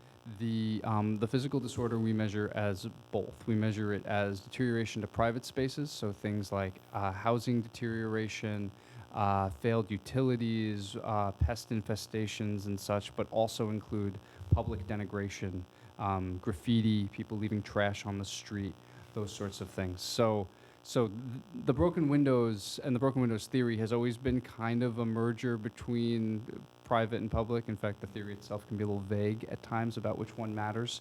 But the custodianship one is explicitly, and we did this very importantly with the data, when we looked at the 311 data, there's a big difference between someone who calls 311 because their TV is broken and they need to throw it out and someone needs to come pick it up, than someone who wakes up in the morning and sees a streetlight. Well, you don't see a streetlight outage in the morning. Sees a pothole and says this needs to be fixed, and takes the personal time to call it in rather than saying, someone will get to it. So, I don't want to take up too much of your time. Is there a research paper that speaks to this, what you're speaking to tonight in further detail that we can review that will shortcut my questions? Sure. There's about 5 or 6 of them. I can send them to you. Happy to. And I've got. Is it stuff that you folks have put together specifically for this purpose, or is it the material that underlies the research that you've undertaken here? You mean on the custodianship stuff specifically? It's for the Opportunity Index. For the Opportunity Index, we have a final report that kind of walks through everything, and so for that, fully documented and fully explained from top to bottom. And if you're more interested in, particularly custodianship and broken windows, I'm happy to have a number of papers on those topics. Okay. The only other thing I'll mention is I'll keep coming back to this, and I think the materials that you'll provide us, I think will shed some light on this. But just thinking about this idea of agency, I think it's something that we think about a lot here with respect to how it is that we engage our parents and how it is that we just bring all the folks that are in our constituency into the fold. And so I'd be interested to know when we're speaking about the particular aspects here of the Opportunity Index that really do rely on agency, how much it brings into the fold, both the access to the means to have agency, as well as maybe the grit is one of those popular terms where people just want to be agents. I think it's often. I don't want to hypothesize without having really any firm grounds for it, but people often want to be agents, but it's seen as a luxury because you got to put, you got to go to work, you got to put food on the table for your kids, you got to buy, put a roof over their heads and get them clothes before you can be, do the all-star stuff. And being a good neighbor is part of that, and I think that's something that, we have a civic culture in this city and in this region around that. But you don't often get to that point if you don't have the phone number. 311 is pretty easy to remember, but not everybody knows what it does, or the app on your phone or anything else like that. And so I'd be really interested to hear through the future work that you do here, what kind of things we can do on what would seem like the periphery there to improve those types of access points for people that want to improve their custodianship score or reduce their physical disorder score. Yeah, and I think if I could add on to what Dan has said, I think part of the reason why the custodianship matters is in part that there are potholes and that they get fixed, and that creates a sense of security for particularly the elementary school kids. But there's also this sense of expectation. There's this sense of efficacy and expectation that you walk out the door and you see the pothole, or there's the trash on the street, or whatever it is, and you're like, I'm going to call. And I've got 20 things I've got to do this morning, but I'm going to call and I'm going to expect. And I think modeling that efficacy and modeling that expectation that, one, you should care about your community. Again, it doesn't have to be that parent. And that's, the beauty of this kind of Opportunity Index being outside of the individual family, is that it's just having a neighbor. I mean, if there's a broken window and there are 20 neighbors, the fact that one of them would call, not all of them need to call, but one of them needs to call. And then the kids see that they can expect that things should be fixed in their neighborhood. And so it comes with this sense of pride and identity and fit and belonging. None of these things that we can actually measure on a year-to-year basis in an Opportunity Index. And so we're really looking at these measures that by theory and correlation are related to the things that we know matter. And one level deeper is also the expectation that things will be fixed when I call, right? Yeah. So there's also, again, structures and historical realities around like why people choose to exercise agency or not. So I think we can talk a lot about why, but the fact that it is predictive, I think speaks to the fact that we need to figure out a way and push resources in a way that no longer becomes predictive. And so I think, the researchers make very good points, but I think there are other ways to frame what we're talking about. But the fact is, it does matter, right? And so it's up to us to really dig in and figure out why it matters, and that will most likely take resources. Thank you very much. Thank you, Mr. Locato. Ms. Robinson? Thank you very much for the report. I'm having some difficulty trying to figure out what I want to ask you about, but here's my issue is that I've always felt with our work on the Opportunity Achievement Gaps Task Force, it was a combination of the work that we do at the school district level, but also with a strong partnership with the city. And what I really see, this is now getting to that part about the city, because the city is responsible for all of these things that we've got listed here. And our children end up being the indicators of what we do or do not give them as a result of all these pieces. So the question for me is, where does the city get engaged first before we go nationally or anywhere else? But how are we immediately pulling in the city, our partner, to begin to look at these things and begin to figure out what are the things that it's the city's responsibility and all of our elected officials' responsibility to fix first, because we have parents and folks who've come from many different cultures and experiences, and many people are afraid to pick up that phone and call, don't know how to do it, don't expect it. And so we're expecting a lot from a very diverse population who has put its trust into the schools and the city to do some of this work. So where does that begin? At the same time that we are educating the adults towards agency, towards understanding they have a right and responsibility towards this, so that our children do begin to see it. Let me just start off by saying I think you're absolutely right. There are implications to this beyond the school system, and what we hope to do is actually, this is a starting point for a much larger conversation. This is a framework that could help us make decisions, but will help us also we can bring this framework to other tables that we're at and say to those tables, think about how do we allocate resources within BCYF? How do we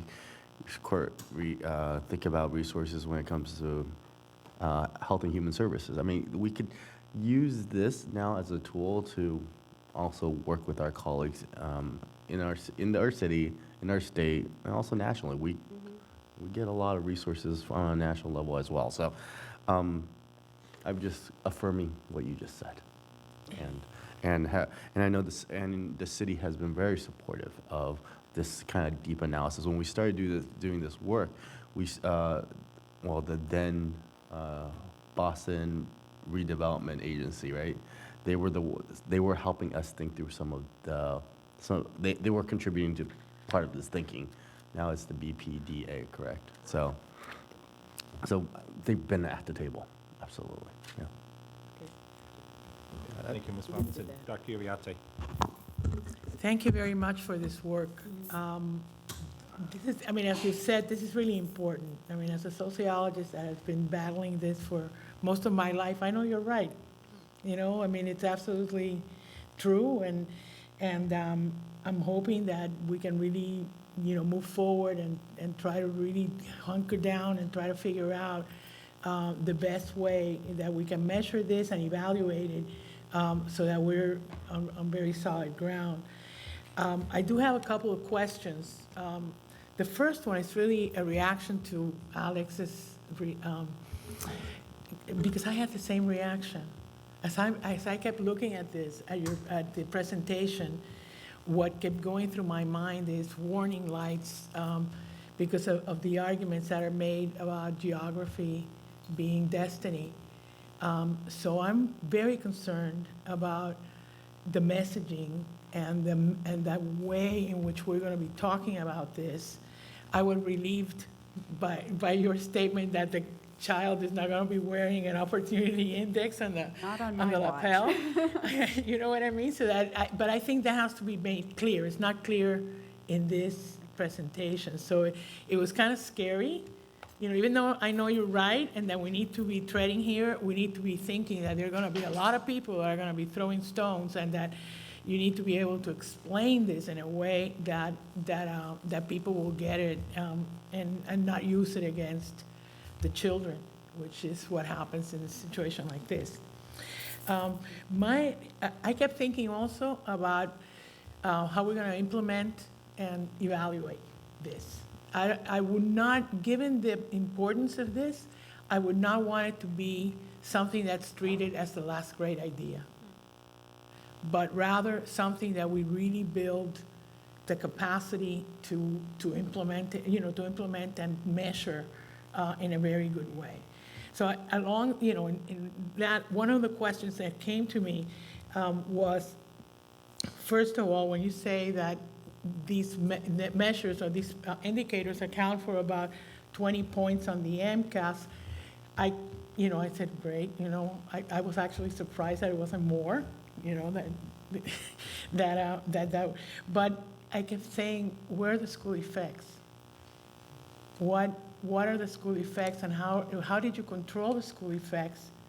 And so that's my number one question, because in order for me to believe that it's 20 points only from these two, these two areas, I have to make sure that we took into account what is happening within schools and between schools as you're making this measure. So that's my methodological, I think you say whatever, I don't know the label that you used here, but what is it that you're doing and how you're doing it? And if you didn't do it, why? Because I went to Reardon's paper and I saw that they did include the school measures. So I was wondering why you had not. So basically, if you could explain that a little bit better, it'd be really good. Do you want to start there, and then I have two others? Yeah, no, I'm going to call up Nicole Wagner to answer this one for me.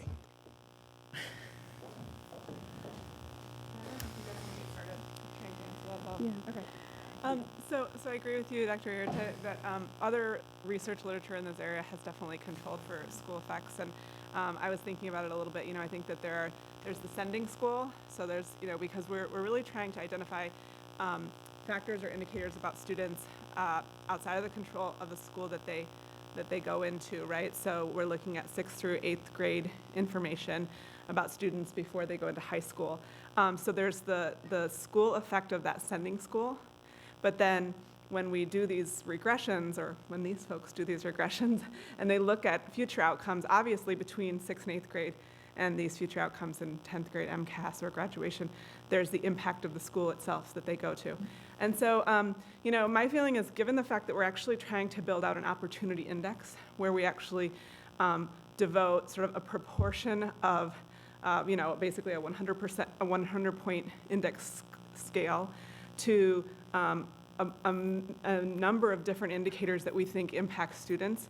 While we all know that there are indicators that we have not named here that do impact students, including schools, we have to be thinking about what are the indicators that we actually want to include. So if we start to control for school, then it means to me that means we're sort of obligated to use the school as something that we're going to consider funding on. So let's say consider funding. Yeah, or consider it as a resource allocation. I hope that this is making sense, and please tell me if it's not. But I'm imagining that I'm a student who, in 6th or 8th grade, I come from a neighborhood that has, some residential instability. There might be some other demographic factors in myself, but then I also failed a couple of courses in 8th grade, and I had some suspensions.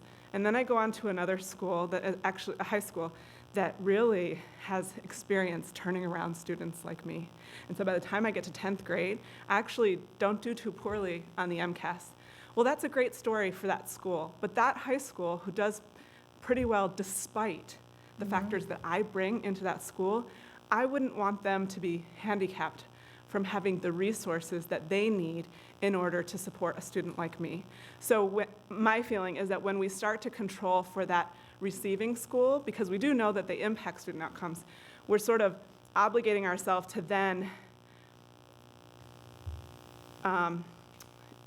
what's the word? Factor in their effectiveness, the effectiveness that they have had with students, despite the fact that many of the students that go to their school may come with, a lot of risk indicators, and maybe despite the fact that they haven't necessarily gotten the resources to really to combat those issues, but somehow they've figured it out. Does that make sense? This is my thinking. But I mean, what I would push back is that, in a conceptual framework, what you're saying is that schools don't matter to outcomes. Yes. You see what I mean? I hear what you're saying from a statistical perspective. And therefore, the only thing that matters is a school where kids come from. And I'm thinking about the graph that you made, which, it has academic outcomes on one end, and you know what I mean? So I'm following the arrows, and you're saying these are the two factors that impact. I'm sorry, that's not all there is. So you know what I mean? And so that unless you speak of it, and then you can say, in this study or in this index, I am only going to consider A and B, not C. But don't put it out as if schools don't matter. Okay? And I don't think we're trying to say that schools don't matter. I think that we'd be crazy to not expect that schools would be the biggest. They better be the biggest impact on MCAS scores, right? Yeah. But when you go back to our earlier model where we had the home effects and the neighborhood effects, and then we had the opportunity index as being the thing that really serves as a quasi equalizer before you get to the school. And I think there are lots of ways in which you could look at school characteristics, because there's a wide variability on schools.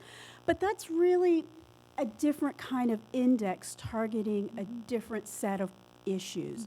So when I think about the kinds of conversations we've had around the opportunity index in thinking about funding for partnerships and for resources to help students who are living in neighborhoods where they might be coming with, say, some mental health issues because of exposure to crime or violence. And so it sets the school back from doing what it's doing, regardless of the quality of what's going on in the school.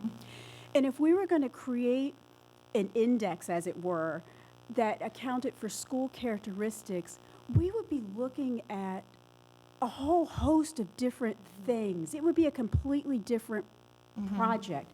We would be looking at teacher turnover. We would be looking at quality of curriculum. We would be looking at extracurricular activities. We would be looking at disproportional discipline across, we'd be looking at all of those things. And that's a completely different kind of project or index than trying to say, let's assume schools are going to do what schools do, which is educate kids, but their ability to do that is impacted by what happens to them between when they wake up in the morning and they make their way to the door. I agree with you. That's what the index is trying to do, is account for that variability in what happens to students when they walk in the door, whether they're coming in with some level of trauma, or they're coming with a sense of efficacy, or, all of these things that we're looking. What I'm saying is that your conceptual framework does not reflect an understanding that those other factors are also there. Then you can say, I'm only going to look at these. Right. People do that all the time. But when I saw it, I said, wait a minute, schools don't matter. Let me give you an example of East Boston. We were just talking about it. Yeah. It's a community that's poor, immigrant. I mean, I can go through all yet the schools are doing good. The kids are doing well in those schools. So schools do matter. So you might not want to, at this point, focus on that as part of your index, but, not even include it. It was shocking. That's what I'm saying. So as you're going through presentations, I think, acknowledging, we have all these different other things that we're not looking at, and that's fair. That's fair to do. No problem. And I say that particularly because how are we going to evaluate the effectiveness of what you're putting forward? How are we, unless we take into account the school factors? That's very true. You see what I mean? When we So look that at if this were some exercise out there in the, no, but I think we are committed to, if we vote for this, we're gonna also ask you to evaluate it. And I talked to Eleanor Lawrence about this. I didn't know that it was gonna appear in the school committee calendar this year, but we were talking about this last year as, in order to really think through how to make decisions about funding for different schools, some of them in East Boston and others. They're talking about English language learners. So in order for us to really evaluate the value of this, we have to do the whole thing. And I think we have that's to true in an conceptually evaluation build- study. Huh? From an evaluation study, for sure. absolutely. To Yes. evaluate it, you would need to measure those things, but when you think about what we're trying to accomplish with it, those aren't the things that we would want to include in a. But I think what I'm saying is, from our perspective, from my perspective in this role, it would be just one other idea, unless there's a way for us to understand how effective your idea is. And that's what I'm saying. It needs to be more complete, more conceptually tight. Again, I believe you. I believe totally in what you're doing. But at the other end, I don't want, I want to make sure that we have a handle and that we're not looking at this now and in 2 years we're looking at something else. Do you see what I mean? So that's my concern about where we implement and how we evaluate. And I know that's a rabbit's hole that he didn't want to go into, but it's very hard not to talk about it. I don't know how other people feel about the issue of evaluation of this. And so you have to build a model that allows you to control for those other variables. No, I completely agree. And I think, just to your point about conceptual comprehensiveness, I think, if we were writing an academic paper, we would definitely be laying out the various factors that impact student achievement and then cordoning off what it is we're answering the question about. I think for the purpose of this, naive as it may have been, we thought about just kind of focusing directly into that and not spending that front end on theory for as long. But your point is completely taken, that we should always be thinking about all those different factors and how they play into the overall question. As for evaluation, I think, as you asked the question, I was thinking about it, right? I think evaluation from where we stand right now is I don't want to say straightforward because that just gets me in trouble, but I think it's very, very doable, right? I think it really gets to the point that Dr. Rose made. If the policy leads to these effects disappearing, that's what we want to see. And I think we would want to look at that at the district level, the way we already have, and maybe we do set aside, say, those schools that received more funding or less funding through programming because of this, and we look at specific changes within those schools relative to change in school composition. I think that's a perfectly valid and strong approach to attacking this, and one that, as you said, takes account of school context. And I think we have every ability from where we stand right now to approach that in the most comprehensive way. Okay, I believe you. Good luck. Thank you, Dr. Uriarte. Mr. McClay. Right. So I'm just looking at it from different light as a student, saying that many times we hear these things that speak around the student rather than coming from the students, and saying that if we're looking at the factors and how they impact students, maybe having a way to gauge like student perspective, saying, well, how do these external and internal factors impact me from home, between home, school, extracurricular, saying that, well, these are also the resources I need rather than having these second and third hand accounts of what actually impacts students than hearing from them. Like we can speak to students through Mayor's Youth Council, which is made up of students from different areas. Like they have a model based upon geographic regions of the city, saying this is what happening in my environment. Students give input, like, how can that change? What do I see in my environment? How that impacts me? So just seeing like a strong emphasis around student engagement in this process is like my main thing, mostly. I hear you. It's very important. You're absolutely right. Thank you, Mr. McClay. Dean Coleman.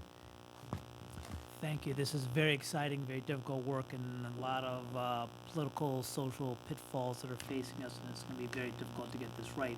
So I agree with Dr. Uriarte that, you know, as we roll this out, we have to be able to go forward, go back, and really take a data-driven approach to this. So I just have an observation and 2 questions.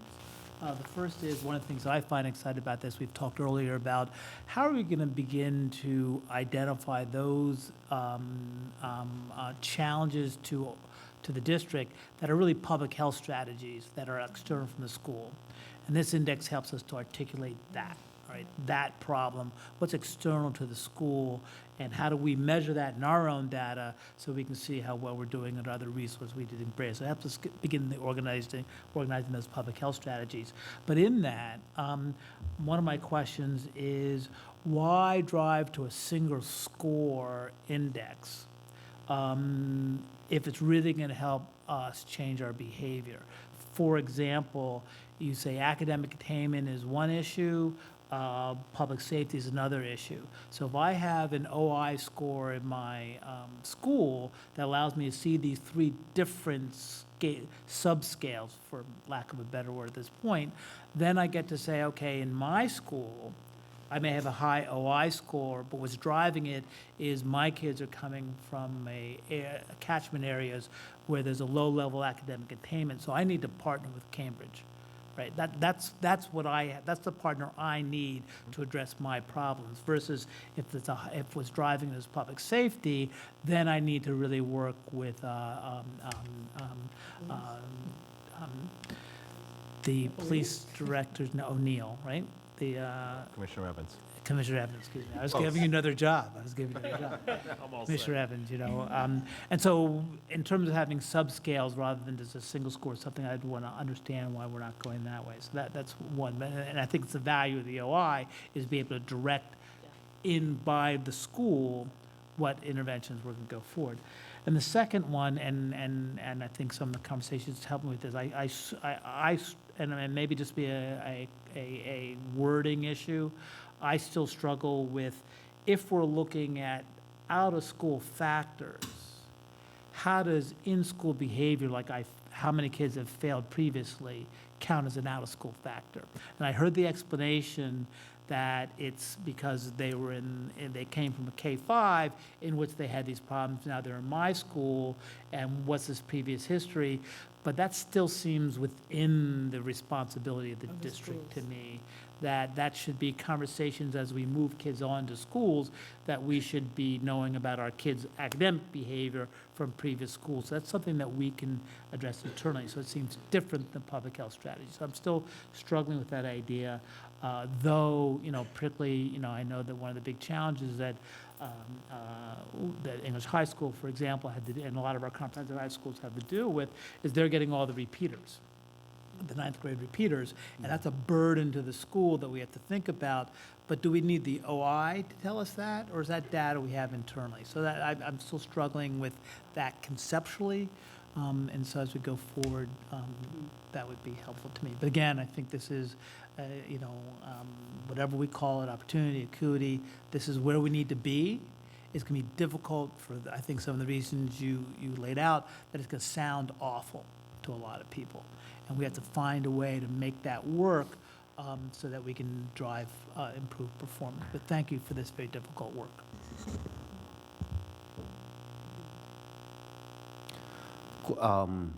There were some questions in there.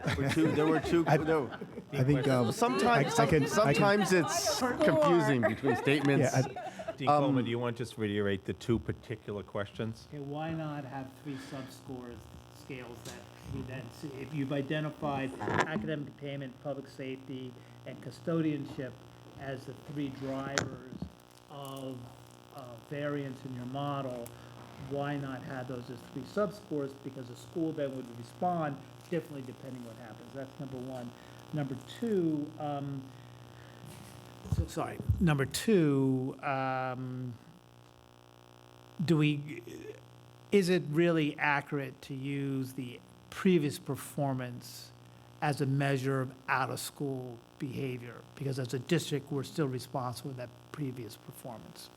So I think to answer the first question, I think we imagined a tool that would allow schools to disaggregate in that way, where you could look at those three constructs. What we wanted to be intentional about was not attaching scores to students, but aggregating at the school level. But we would imagine being able to be that flexible. And you can imagine, I think, different contexts is what you're saying. We would want to almost shut off or turn on certain variables that we want to pay attention to, especially when we're talking about partnerships and actually mitigating certain issues. Second question was? Is previous performance Yes. really an out-of-school factor or out-of-district factor? Seems No. to me that's within school, within district factor. You're right. It's absolutely an in-district factor, but we also know that we have students that are moving in and out of our system from different sectors, from different communities, and we want to make sure we are not misincentivizing this. We want to make sure that when we're talking about the opportunity index, it is about the factors that the young people are bringing into the particular school that they're sitting in. Understanding that absolutely the school that they're currently attending is absolutely a major factor, but we don't want to misincentivize additional dollars. If there was funding based on low student performance, that wouldn't be the right incentive for schools. And I think you're talking more around the framing of us saying that it's purely variables that are outside of schools' control. I think the real framing is introducing those variables. I don't think it's, to your point, exclusively. If we're talking about suspension, it's not exclusive, but we're introducing variables that currently we didn't have that were outside of the school's control. Other than SES status, we just didn't have it.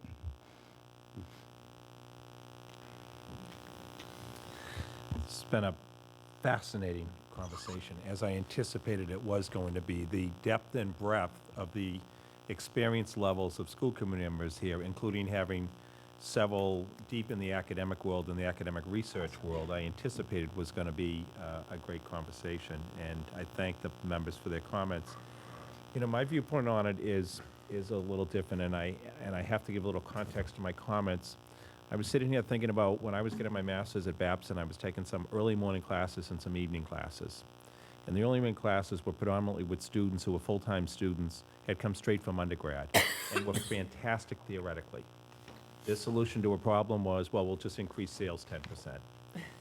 And the nighttime students tended to all be working on 128 at that point, back when there were companies like Wang and other companies that many people haven't heard of anymore. And my uncle worked for Wang. Okay. No thanks. fault of Babson, I'm sure. Right, and I found the folks who were working full-time tended to get so practical so immediately they had trouble with the theory. So if you said to them, increase sales 10%, they would stop and say, that means you're gonna sell 2 more widgets per location, per hour, how are we gonna make that happen? And so I've always had the equal mix of thinking theoretically, but also thinking practically. And I found in my head as I looked at this, going back and forth between the two. And what I mean by that is we are a policy-making board. And we have 4 responsibilities. 1 is to set policy for the district. 2 is to hire a superintendent to implement that policy. 3 is to approve a budget that allows the superintendent to reach that policy. And 4th is to evaluate the superintendent. Those are the main objectives of this board. That's what we are set up to do. And it is the policy of this board to close the opportunity achievement gap. It's the #1 policy of us. We try to use that thinking in everything that we do.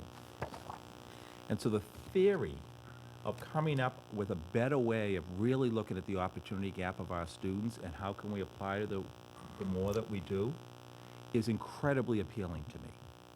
I mean, it really, I would love to find something, and I was so fascinated to hear the different reactions of members here, as well as all the great work of some clear experts who have done a lot of work on this.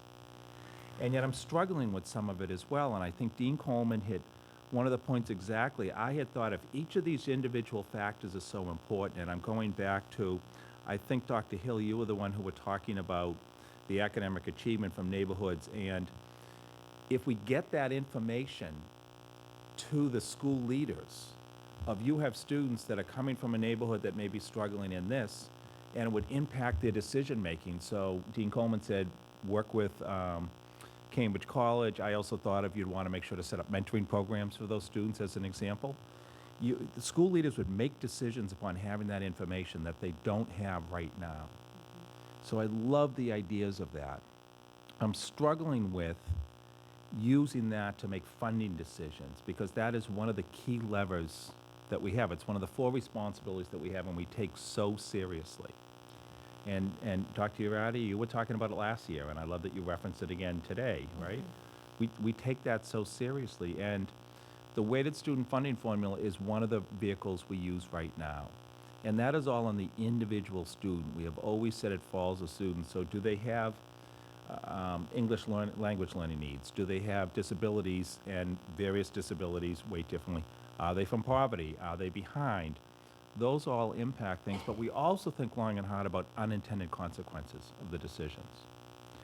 And when I think about using a funding mechanism that in effect one of the things you talked about, individual characteristics of how they did on English and how they did on MCAS at various levels. You want to always make sure to incent school leaders to improve.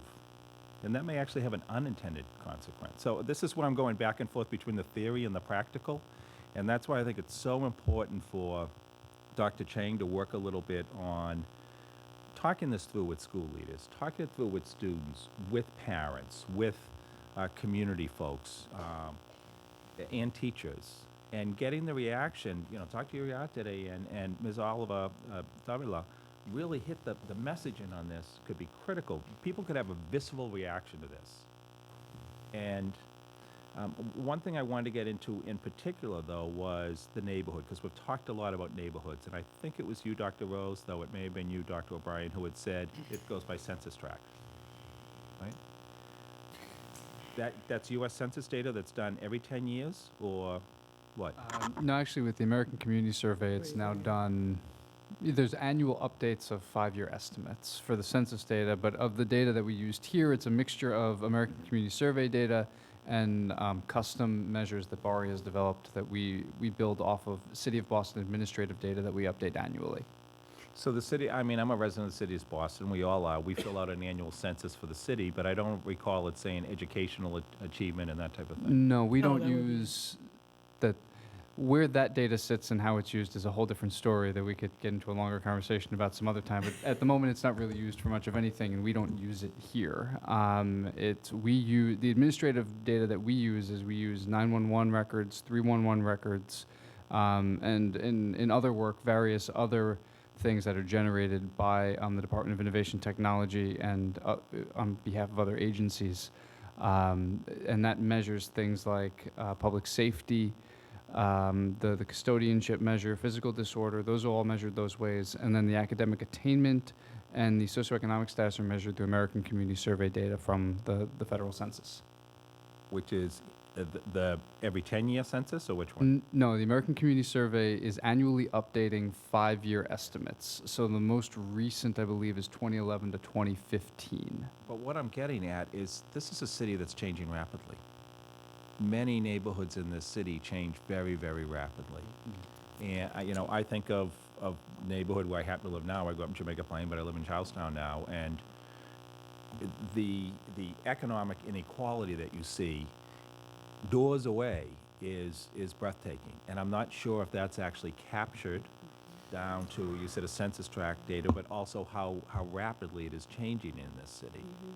In theory, it should be, right? 5-year estimates that are updating every year, it should catch, right? Because you're essentially tracking everything that's happening year to year. And I mean, on a completely separate note, I have a couple of students who are working on projects on gentrification in the city right now, and we're able, using these rolling 5-year estimates, we're able to capture, the map looks like it should for gentrification, right? You can see clear rises in socioeconomic status for areas like South Boston, the East Boston waterfront specifically, right? Those are all visible in the data. So these, I mean, you're absolutely right to refer to, if we were using 10-year estimates, I'd be very concerned. But with this newer kind of form of releasing data, I feel much more confident that we'll be able to capture those things. Okay. And I also want to get to the issue that Dr. Uriarte was talking about, and I wrote down the words you said, schools do matter. And I think if there's no better example than a school that this morning won a $100,000 prize for being a school on the move. And yet blocks away is a school very similar age in buildings, very similar student population, literally the same neighborhood, and yet has had very, very, very significant challenges. And one was a level 3 school that has risen and won a $100,000 prize today for doing so well, and one, same neighborhood, same physical type structure, very similar student population, struggled significantly. And so, to me, as Dr. Uriarte says, schools do matter. And I wonder, you know, I still struggle with this. If we're talking about the neighborhoods that the students are coming from, how are we accounting for that?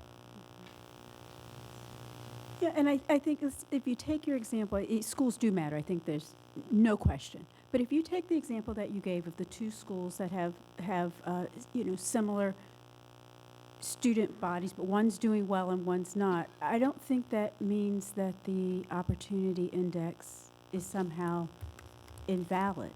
I think one of those schools is better able to garner resources than, or do something inside their building that the other one couldn't. But I don't necessarily think that means that the students that are walking up to their door coming from particular neighborhoods that have advantages or challenges, I don't think it would change how I want to support those school leaders. Yeah, and, Right? and I apologize if my comments came across incorrectly. I did not mean that it would invalidate the opportunity index, but what I would struggle with is making key funding decisions based on that, when in my mind, and I would love, maybe as an example, if you could look at those student populations and look to see, would in fact the opportunity index be different for something that we wouldn't know?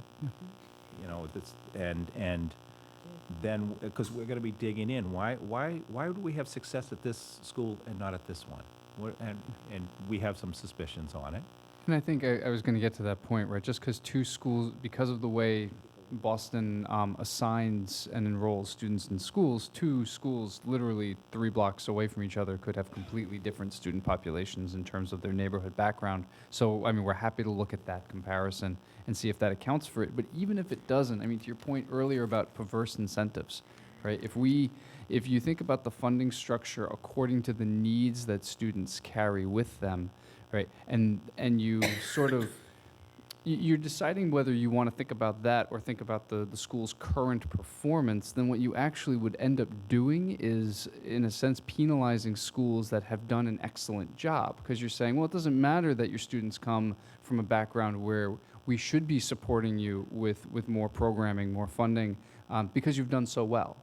So we're going to step back from that. I think if those two schools end up having exactly the same scores on the various components of the opportunity index, and it just happens to be that one of them has been excelling because of programming, because of curriculum, I think really the thing there is to learn from that school and how it can be transferred to other schools, but I don't think you want to back that out to recalculating kind of post hoc your funding structure. I think you still want to give that school support commensurate with the student population that's coming in the door at the beginning.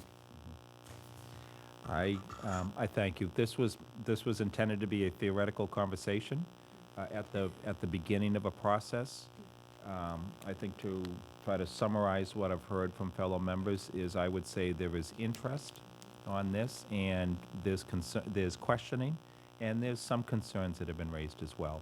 I think it's an equal mix of all three. We're all intrigued by the concept and applaud the tremendous hard work that has gone into it already. I think it's going to be very interesting, as the superintendent said, you know, in talking with students and with teachers and with parents and school leaders, to kind of get some feedback from them as well on how this gets implemented, and then working a bit more on, you know, could this be a policy? I think speaking individually, I have some concerns about making a major policy move affecting the vast majority of our funding as this gets worked out and explored a little bit more. I'd love to hear fellow members as well on this as we dig in on this a little bit more. I think it's excellent work to date. Dr. Rose, you're doing a fantastic job. Please keep it up. And everyone else who has worked on it as well. I think this is going to be a continuing conversation of this committee. Dr. Uriarte?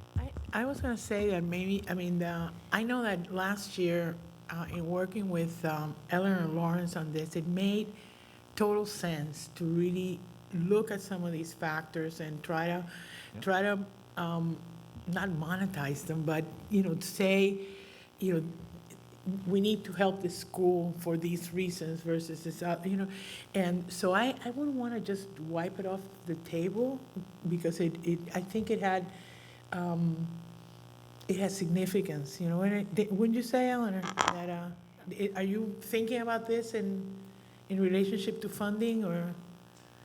Let me, I'll take the. And before you do, I by no means was Okay. suggesting wiping this off the table. I Okay. think the superintendent laid out to us at the beginning, he wanted to get our feedback about this Yeah. conceptually. He wants to then move forward and talk to some interested constituent groups and then Yeah. come back to us again. And I was trying to summarize for all of us that I think we've indicated an equal level of interest and questions and concerns. I don't think any one of us said, stop this. I didn't hear that from any member. Okay. But what I heard was, professional feedback from a variety of excellent viewpoints. Okay. Right, Yeah, Superintendent? I want to first just thank the school committee for your feedback. I don't think I could have anticipated the kind of the breadth of perspectives that happened today, so I want to thank folks. Number two, I think we're very, very clear that as we think about this policy and the implications of this policy, that because this is uncharted territories, we're going to have to put some really strong guardrails around this. We have to really study this, understand this. We have to understand where it makes sense to apply such an index to, and we want to be very, very careful. I find it just ironic that in BPS we have a weighted student formula that looks and considers all these different factors, and that has become too blunt for us as a school system, and that we continue pushing ourselves to be even more nuanced and more innovative and more progressive.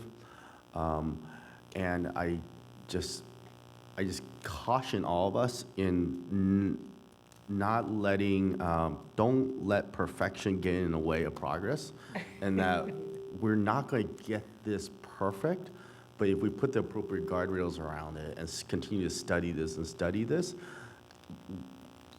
we're going to put those guardrails in it, but we have to make progress. We got to somehow put a toe into the water because this is such important work, and it is completely aligned to what the school committee has asked us to do, which is figure out a better way of being more equitable in the way we fund. And we're coming back to you with some of the best thinking I have seen around this. So.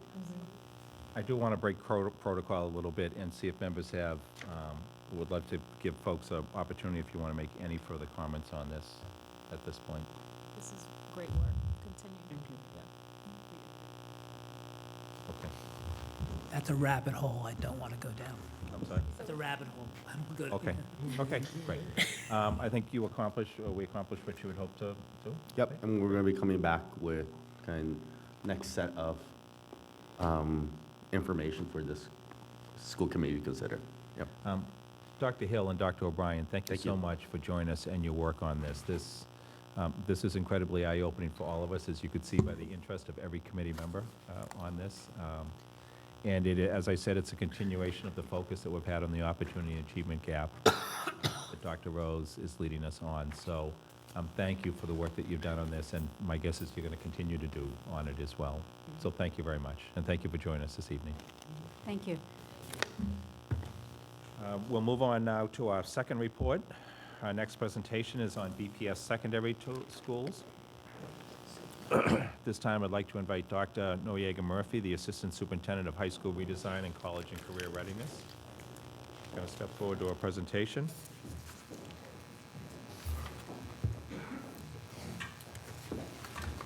As she gets ready, I'd like to give Superintendent Chang an opportunity to make some any opening remarks, if you'd like to. Yes, thank you very quickly. This presentation is about our Office of Secondary Schools' work on high school redesign programming for college, career, and life readiness. Bless you. This is a fairly new office. This is a redesigned office, kind of constituted office under the leadership of Lihia Noriega. And I want to just appreciate Dr. Lihia Noriega Murphy for coming back and accepting the offer to come back and kind of work at a systems level and to bring more coherence to our secondary work within the system. And as you know, she was the assistant head, high school, assistant superintendent of high schools, but really doing the work at English High over the last several years. Now she is overseeing this entire office. She will be providing an overview about her office, kind of the work that she is embarking on doing, and in particular, really talking about expanding our portfolio of options, especially when it comes to expanding career technical education around linked learning, and ultimately making learning, academic learning relevant as we prepare young people in our secondary schools for college, career, and life. So, and it'll be joined by Marcia, so we'll turn it over to them. Well, hi, good evening. I think that Dr. Chen is taking all my talking points, but thank you for that introduction, and it's Your so nice to see presentation was that you short? all. Thank you. Presenting with me, as Dr. Chen said, is Marcia Ainens, who is the Director of Post-Secondary Partnership and Initiatives. But I want to recognize Michelle Silveria, who is the Executive Director of Career Technical Vocational Schools for the district, and she's just helping us with the work. So, shall we start? I wanted to say good evening, but given the hour, I will say good night to everyone here, as well as my children at home. Hopefully they're sleeping and they're in bed right now. Again, my name is Marcia Innes Mitchell, and I have the pleasure of working alongside Dr. Lihia Noriega Murphy on this very important work. Our work is focused in the Office of Secondary Schools on ensuring the successful post-secondary attainment of all of our students, regardless of their situations. And I think you all would agree with me when I say to do this work, we must remove the disparities in the educational outcomes of students who have been historically underserved, and some of our most vulnerable populations as well. Our efforts must result in stronger alignment between secondary schools as well as post-secondary institutions. So alignment in not only the systems, but our two sectors as well. We must also work on building better coordination with all of the wealth of partner resources in our city, and Alexandra Oliveira de Valia is the head of Sociedad and one of our very important partner resources that we rely on. And the third piece is to really make sure that we have a tiered supported schools focused on the integration of quality academics and workplace readiness skills. With these pieces in place, our students can definitely acquire the knowledge, skills, and experiences needed to be successful when they leave us. We look to these 4 high school redesign principles that were developed through a large citywide process headed up by our Chief of Education, Mr. Ron Dorsey, alongside the Boston Public Schools. We look to them to deliver on the fundamental goal that we are looking at for our high school experience, and that is to offer more rigorous, expansive experience focused on the whole student, both inside and outside of the classroom. As a result, we have begun to launch new thematic career pathways, as well as early access to college models in several of our high schools. We hope that students will begin to see the relevance in their education, both inside and outside of our classrooms, and see the city as an extension of their classrooms as well. Over the past year, myself, as well as other district leaders, some of our high school headmasters, and other colleagues across the city joined in with the Opportunity Agenda to develop what you see here as our newly adopted citywide college and career and life readiness definition. This effort was led by Kristen McSwain, again from the Boston Opportunity Agenda, and I think that Dr. Chang has already presented on this definition a few weeks back. But I want to emphasize, this research was conducted based on what we know our students struggle with in their early college years. They struggle with the ability to set long-term goals and manage their immediate needs. They struggle with identifying a support person and a mentor in their lives, setting a realistic self-appraisal of themselves, the acquisition of knowledge about a particular field, as well as the ability to persist despite some of the challenges in their life. And using this new definition, we plan to launch strategies to help our students to build more agency, monitor and track their own successes through individual plans. And this year, we're looking to launch a tool called Naviance, which is a college and career planning platform. And every ninth grader will have an opportunity to begin developing a 4-year success plan using Naviance. And that way, we can help them to begin to identify when they've mastered some of the skills we know that's necessary for employment as well as post-secondary entry, and begin to badge some of those skills in a digital manner that can be used both for internships, job opportunities, as well as post-secondary admissions. At this point, I'm going to transition over to Dr. Noriega, who will give you a sense on how we're planning to phase out this work. Thank you, Marcia. So one of the things that I think we have to clarify, because many people ask this question, is how do you redesign high schools? Thank you for explaining phase one, which we define as defining the principles for the work, then defining the what is college and career readiness for life. On phase two, in order to do the work, is the groundwork, is to find out what we have in our high schools. So that means the programs.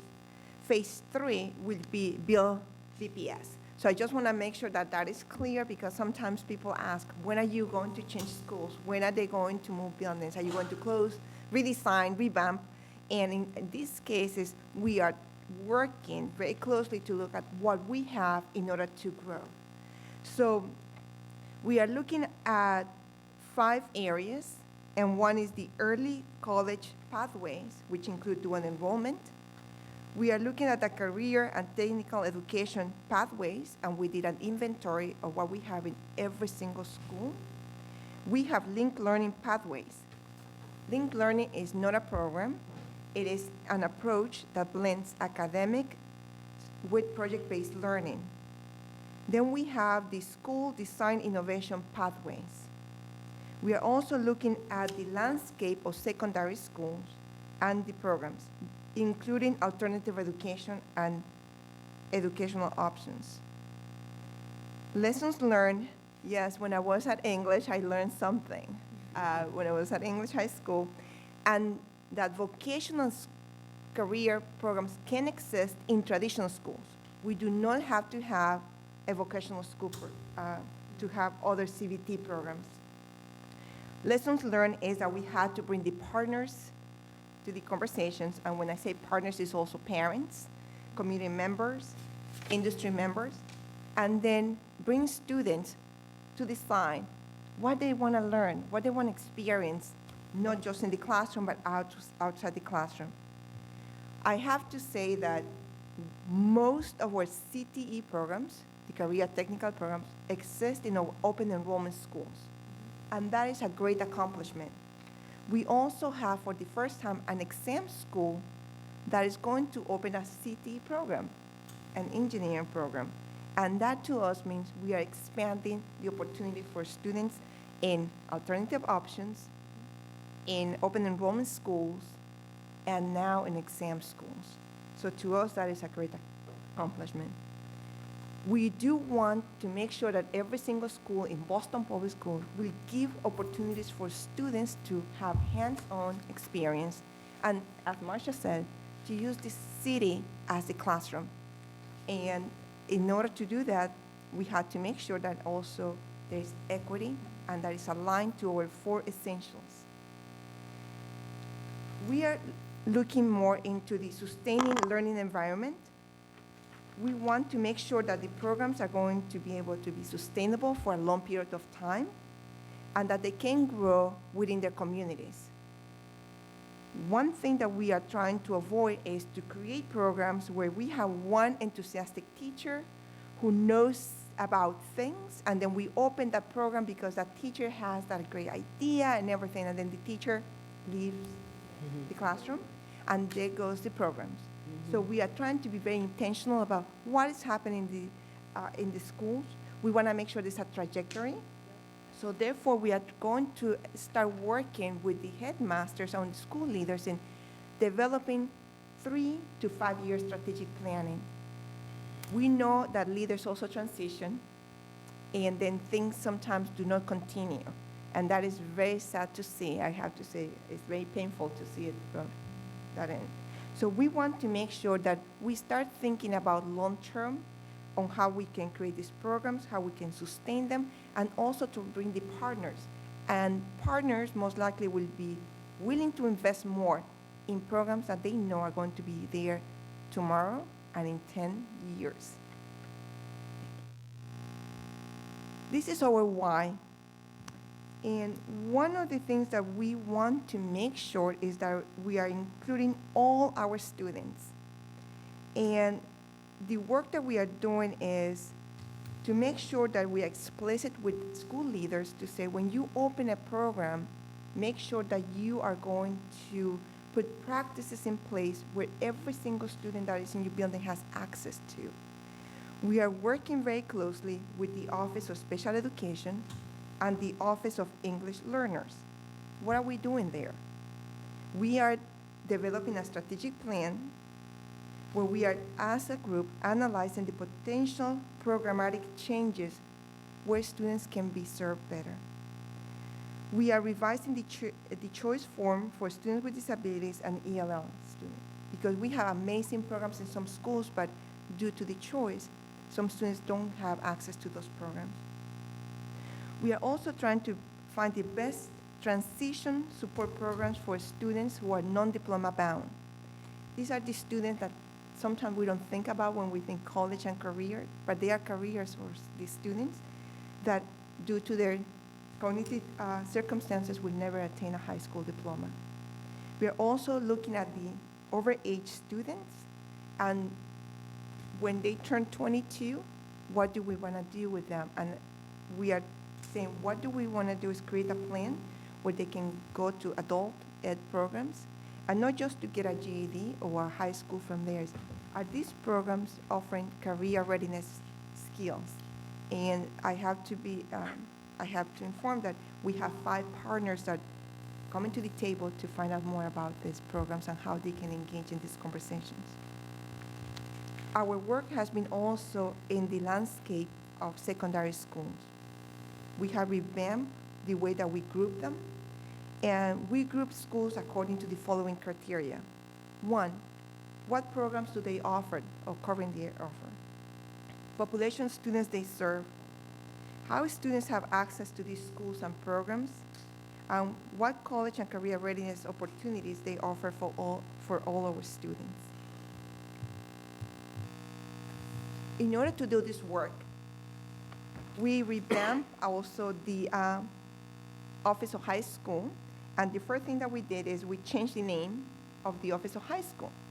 We want to make sure we are in alignment with our higher education institutions and with the state. So we decided to change the name to the Office of Secondary Schools in order to make our umbrella larger to schools and programs. We have created an in-house secondary school cross-functional team. Instructional superintendents for high school are part of this team now. We are developing metric systems on how we can measure our impact on schools. Some of you know that I'm a data focused person, because we need to know if what we are doing is really having an impact on the students' lives. If no, how can we stop doing that and then improve the programs that we have. In order to be transparent, our focus is in the open enrollment schools. That's where we have most of our level 4 schools and low level 3 schools. So we want to make sure that students in those settings have opportunity to be successful. We want to base things on research. So therefore, we partner with 2 institutions. One is the Parthenon 2.0. They're looking at how BPS defines what is on-track students and off-track students. What are the conditions that affect students from disengaging from school? And at what point in their lives they just don't stop coming to school, and what happens after that? We are looking at interventions, and also we are looking at the alternative programs. Spring Point is looking more at the school cultures. What do they offer? In certain schools, we have great bright spots where the students don't want to leave no matter what it is. They love the school. There's people that care about them. So we want to learn about those conditions so we can replicate them in other schools. They have trained us in using a rubric that makes sure where we can find those best practices of servicing students. We also are using data to tier the support systems for schools. We know that one size doesn't fit all, but we want every single school to be able to have the right conditions to offer these Pathways CTE programs. We have worked into schools this year, and it's part of the turnaround plan, and that is with Brighton and Excel, that they have linked learning. And I had to report that teachers enjoy working in project-based learning and cross-functional teams. We want to make sure that CTE programs will be an opportunity for interdisciplinary team analysis, and also to open a network of teachers working across the system in order to develop curricular and look at the standards, and to be able to create lesson plans that can be integrated in other classes or other courses. Some of the data that we look at to approximate college readiness of our students are the advanced placement scores and taking, as well as SAT scores. In the first graph here, we see steady increases of students taking AP exams in the core subject areas of English, math, science, and social studies, with over 1,300 more exams taken in 2017 than in 2013, and that's huge. While increasing the number of exams that our students are taking, the number of qualifying scores are also increasing and have been increasing over the past 5-year period. But we recognize that they still remain under 50%, so we have some serious work to do on that. Our white and our Asian students continue to be overrepresented in AP courses compared to their overall population distribution in the 11th and 12th grade. However, the racial distribution is narrowing. Black and Hispanic students now represent 58% of our district's overall AP enrollment, compared to only 50% back in 2007. So I just wanted to recognize that as well. It's growing, but we also recognize the work that needs to happen in that area. The SAT participation rate in the second graph have remained stable at approximately 65% of seniors are taking the SATs. This past year, the College Board launched the new SAT test with a new scoring scale, which is why we only have data for 1 year. We see that for 2017, the mean reading and writing score in BPS exceeds the SAT college and career benchmark by 13 points. So the college and career benchmark is 480 as determined by the College Board, and the district students are scoring on average 493. So we're pretty excited about that. However, our math score is below the college and career readiness benchmark by 26 points. Some of the initiatives, you can leave it right here. Some of the initiatives that we're trying to work on or have been working on to really tackle some of the deficits in these areas and better serve all of our students is we have an integrated partnership with Massachusetts Insight for Education, where they provide advanced placement, study sessions on Saturdays, mock AP exams, pre-AP alignment, AP summer institutes for new and current teacher, and also some instructional coaching. We want to build off on the successes of our students, but also help them to address the areas where they're struggling the most. The second initiative is we have an AP subsidy program in the district where we cover, as a district, the AP exams for all low-income students. Because the last thing we want is for our students to be locked out. They go through an entire year of really working hard on their AP courses, and we do not want them to be locked out of having to take the exams. The third one is we want to not only increase AP, but also dual enrollment. So for schools that don't have a focus on AP, we want to offer dual enrollment and have been doing so. One of the integrated dual enrollment partnerships have been with Bunker Hill Community College. And I want to publicly applaud and recognize Bunker Hill for continuing to support 5 AP dual enrollment courses that occur at the O'Brien High School campus, but it's accessible to all of our students. So students from across the district make their way after school to access these dual enrollment courses that are taught by Bunker Hill faculty. And even though this year funding has dwindled, Bunker Hill has continued to commit to covering those courses. So kudos to Dr. Edinger and her team on that. For the SATs, we offer PSAT testing to all 10th and 11th grade students so they can get a level of familiarity with the assessment every single year. We have signed on, Dr. Chan has signed on to be part of the College Board's All-In campaign to provide free online SAT preparation through a partnership with Khan Academy and the College Board. So once a student takes their PSAT exams, they're given a score, then it's then uploaded into the system, and a personalized study guide is then offered to that student in preparation for the larger SAT test. A huge initiative that we tinkered with last year that we're looking to expand this year, particularly because we want to provide more wraparound supports to our ELL students who are taking the SATs, is having an in-school SAT in the School Day initiative, where this year all 11th grade students will be able to access that test in April. And that testing occurs at the home school where they can implement supports for ELL learners, languages that will be provided are Arabic, Chinese, Haitian Creole, Polish, Portuguese, Russian, Spanish, and Vietnamese. And there will also be an approved word-for-word glossary that students can use on the test day. And that's really critical because that means a student can access this exam within the caring, supportive environment of their home school. And then teachers will get the critical data that they need to make revisions. And so it's not seen as an external process. The SAT is an internal process and owned by everyone within the school building. Next slide.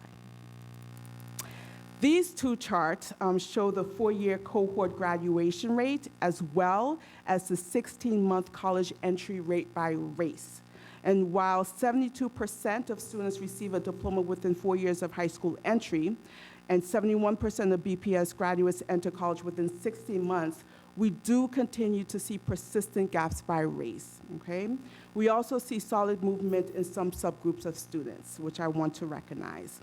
On the high school graduation slide, which is the first slide, we see the 4-year cohort graduation rate has been steadily increasing for all students over the past 5-year period. And remarkable gains have been seen for Hispanic students since the 2014 graduation cohort. Within a short 2-year period, the rate of Hispanic students increased by 7 percentage points alone. We can't really pinpoint the exact intervention that caused that increase, but that is something in the next chapter of this work we'll be able to look at. Is it credit recovery at the home school or offered through the district office? Is that what's making the change? Today, almost 3/4 of all high schoolers are able to graduate within a 4-year period of enrolling in the 9th grade. The second data chart shows college enrollment broken down by race. Here we see Black and Latino students fall below the district average of 71%, while white and Asian students are well above. To date, 7 in 10 high school graduates are able to successfully enroll in college within the 16-month period. We also know that more students go on to persist and graduate from college within a reasonable amount of time, and that's usually 6 years based on the national trends, if they enroll that September following their high school graduation. This is why, as a district, one of our goals is to really encourage immediate enrollment into a post-secondary plan. Some of the initiatives that we have been engaged in or we are planning to launch that supports this effort is, you all aware of Success Boston. And I will say, because I have been with Success Boston from the beginning, they are our city's flagship plan for college readiness, access, and completion. And through this cross-sector effort, we continue to provide important transitional coaching supports to over 1,000 students going to our area colleges and universities.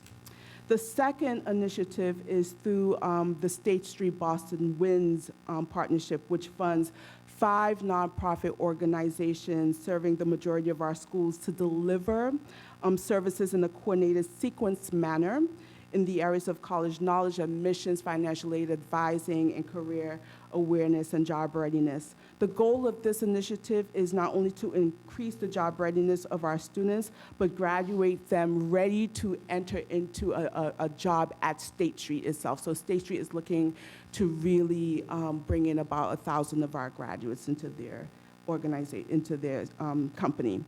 Future implementation of Naviance, as I've mentioned, a college and career readiness platform that BPS will be adopting this year as a district. There are a few schools that have it, and I just saw that as a plain flat-out equity issue, right? And so we're bringing all of the schools to the level where they can access that important tool.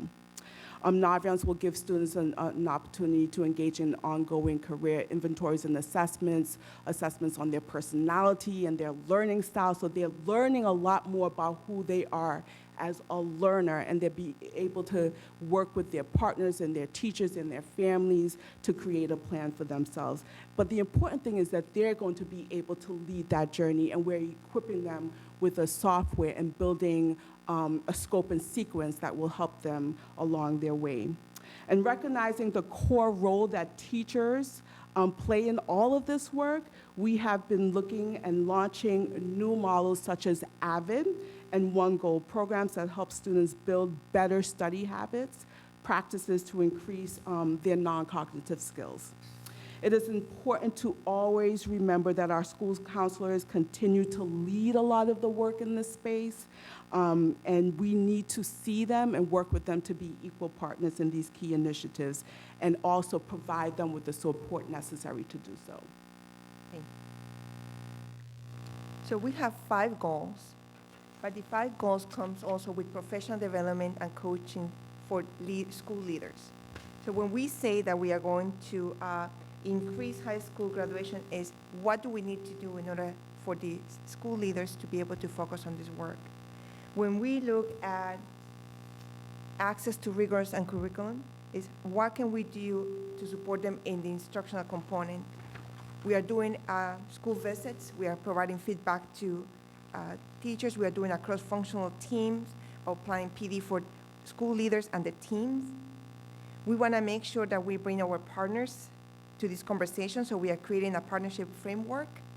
But not only from this office, we want to make sure that we build the capacity so the school leaders will know how to work with them, how to collaborate, how to not only ask, but also provide things. We have been working with EdVestors in creating the CTE framework for Boston Public Schools. We really want to make sure that our school leaders have the ability and also the knowledge on how to deal with creating CTEs and working with partners. We also have some leaders that know how to do this very well, so we are tapping into their expertises to become mentors and coaches of other school leaders. At the end of the day, we want to make sure that all our students see themselves as members of the community, as not that we will ask them, what do you think you're going to be in the future? But what are you doing now that is actually having an impact in your present? Because the future is too far away from them, but the present, I love to go to hospitals and see students from Boston Public Schools saying, you are next. It's like, oh no. And then just for them to have those professional conversations, I would love to see more of our students riding the buses, the trains, wearing the uniforms, if they're going to be nurses, wearing, scraps, I should call them, wearing the uniforms, see more students in our public sectors just practicing things. And that's when we say that the city should be our classroom. Our students don't have time to look for the future. They have time, their time is now. So this is just the beginning. We have a lot of work ahead of us, and I'm sure we're going to be presenting next time about how our work is so aligned with the BLBPS. So thank you. Any questions? Thank you all. Thank you both. I'll open it up to questions and comments. Mr. McClay? All right. So I just want to speak to like a few points, like noticing Naviance. My school is one of the schools that use Naviance, but I would like to see a stronger push behind it, because it's like something we sign into, we fill out for schools that we look for schools that we want to apply to, and that's pretty much it. That's not much of like what all it has to offer from what you explained. Then also looking at more supports for college and career readiness. Like you said, counselors are pretty much handling this work alone, and we need to create more supports for them. Like at my school, our senior class is only like 85 students, but that's a lot for one counselor and one career counselor to give students the attention that they need as they look at practical options for college, looking at options that they have other than four-year institutions, and actually saying, well, this is how you fill out Common App, this is how you fill out FAFSA, this is how you write grants and scholarships for college. So we need more support around that. Then also looking at just like some of the opportunities for partners, because our school does have a lot of partners, but we see a lack of opportunity. We tend to send our best students, which isn't necessarily a bad thing, but it's not really equitable for all students who are interested and could possibly thrive from being in those partnerships. Because we have a nursing program in our school that's only available to less than 10 juniors, when we have seniors who are interested and have had experience working in hospitals in the past, but yet the numbers are very limited to who can actually participate in that. And it tends to be the same 10 to 15 students who continue to go into these opportunities. Like we have opportunities to work with Vertex, but we can only send so many students, and it tend to be the same students who work in the hospitals or students who continue to be in these opportunities. So how do we expand that to all of our students, not only at schools that have VOTEC programs, but all students who actually show a deep vested interest into these, and we see the potential of them to thrive. And that's pretty much all I have at the moment. I have to say, if I break in protocol, thank you for saying that, because access to this program should be different. When you say nursing program, but we said hospitals are not just full of nurses and patients. You have secretaries, you have staff assistants, you have an infrastructure technology. So that's the vision that we have. How do we make all these connections? And it doesn't have to be in a CVT program. It can be a pathway, giving opportunity to different students to see themselves in different lenses. So if a student is not interested in nursing, I don't want them to be treating me when I'm sick. But if they're very good at infrastructure and things like that, I want to make sure the lights don't go out when they are performing surgery on me. So those are the entry points. So I truly appreciate your comment about that. And also just looking at more time with students, hands-on time with students built into the schedules, where we can actually work on these things, because we only have so much time between school time, extracurricular, and taking care of our family and homework. Absolutely. So, can I respond to Mr. McClay? So I am personally going to project manage Naviance. And it's one of those things that's very passionate to me because it will include the family. And everything that I do, I take into consideration that this going to college or whatever you decide to do post-high school is a family decision. It's not a student decision. And there's an ecosystem of supports that also includes your partner resources. Now, Boston has a wealth of college access partners. Some are integrated into the school and others are community-based. But what we will do is work to expand that Boston Wins coordinated action model where these partners are sitting together, they're looking at data, looking at how many students are completing critical milestones needed for post-secondary entry, and they're identifying the gaps, and we're going to go after those students, and we're going to do it through intrusive case management. But we have a wealth of partner resources who are willing and they're ready to help. We as a district and as a school need to build stronger post-secondary leadership teams headed by your school counselors where they can get those resources into the laps of the students. So I would love to continue having that conversation with you to get some strategies on how we can go about that better. Well, also, we can schedule where you can come to BSAC and collect feedback from some of the high school students as we're doing this. And also, another way is possibly holding focus groups, like through the counselors, having focus groups with some of our students to give their feedback, like what do they need in addition to what you guys are offering to us now. Thank you for that invitation. I'll Great. Thank you, follow Mr. McClay. Ms. Oliver Davila. Thank you. Thank you so much for your presentation. I ditto everything he said it better than I could have. I think this is all really great. I would love to have a sense of when we're looking at dual enrollment, we're looking at internships, and we're looking at college access during the school day. What does it look like for every student to walk out of BPS having credit for an internship, for dual enrollment, for college access? When do we think that is going to happen? And making sure, again, to Mr. McClay's point, I think it's an issue, again, of equity. There are certain schools that have all of the partnerships, that have all of the internships, that have all of the dual enrollment. And if we look particularly at ELL students, Sociedad Latina did a survey a few years ago, and it was a huge disparity when you looked at ELL students and having any guidance around college access. It was like minimal. And I would venture that it probably hasn't moved that much. So I do get concerned about making sure that all students have access when we're talking about equity as part of our charge in school committee.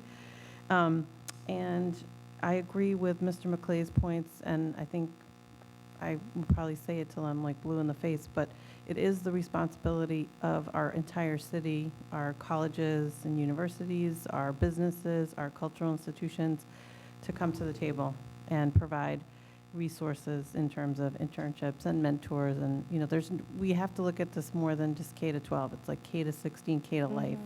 And every student needs to be part of this. And we have a lot of schools that, and nonprofits that are getting a nice little break from paying taxes, and so they should be at the table, and we should make that happen. And I'm happy to be part of any effort that has anything to do with that.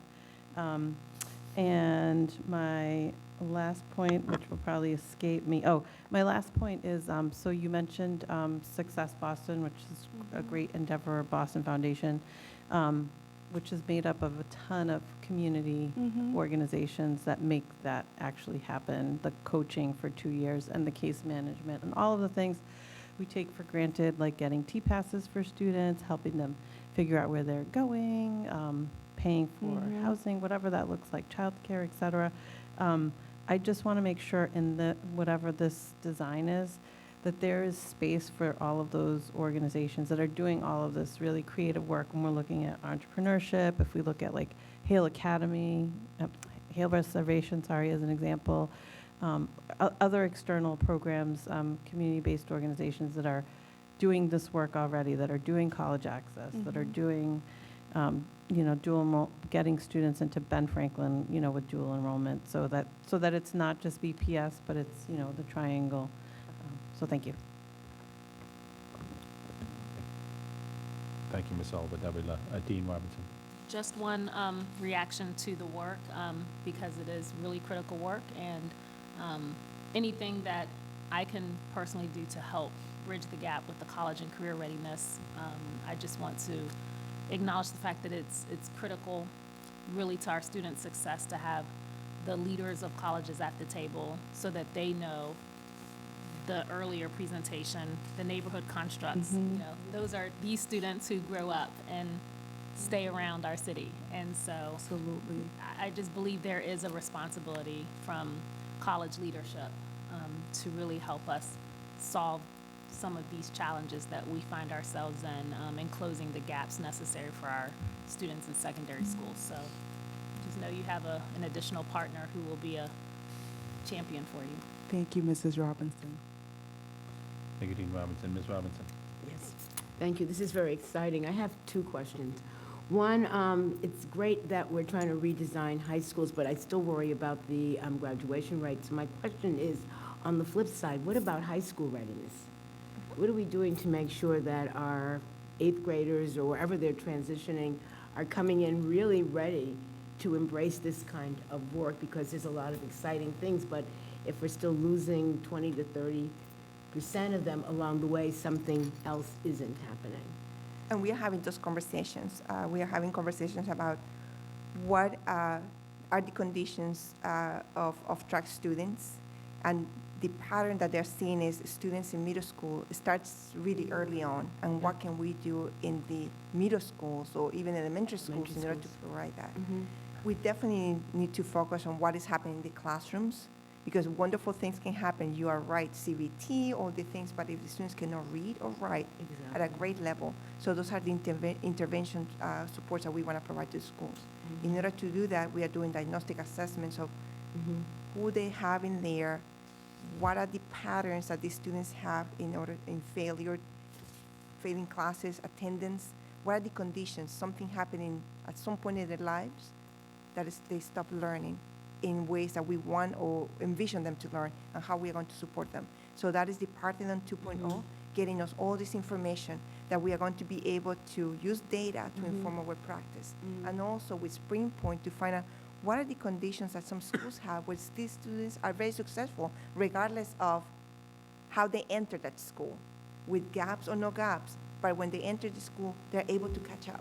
And that's what we want to learn. So those, instead of just making up numbers, we want to make sure what is this research telling us about.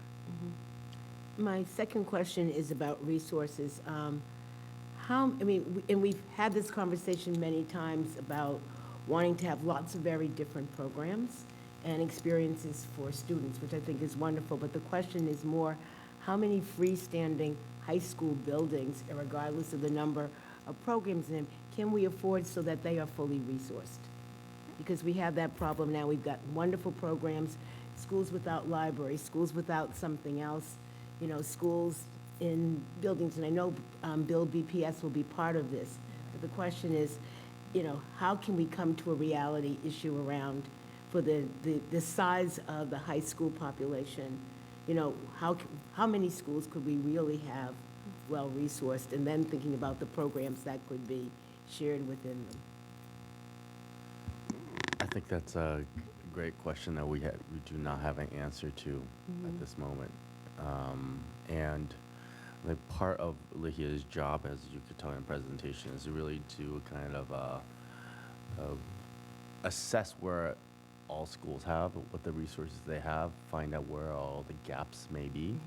That's a very difficult question to answer, and there's facilities limitations, there's location where we want our high schools to be. We want our high schools ultimately, through our Build BPS process, to be closer to our hubs of businesses, because we want the the city truly to be a classroom for our students.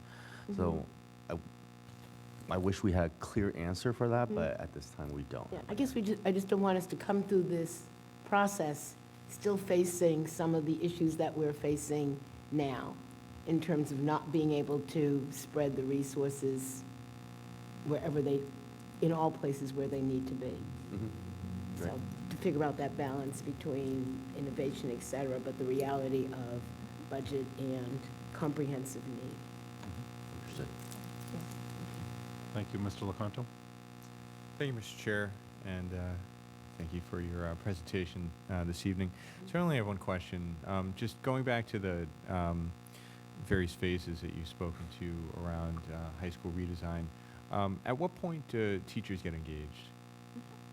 Either I hear about the individual engagement, but I'm thinking about it from a collective standpoint, or having an opportunity to give feedback on how we really think through how the design occurs here.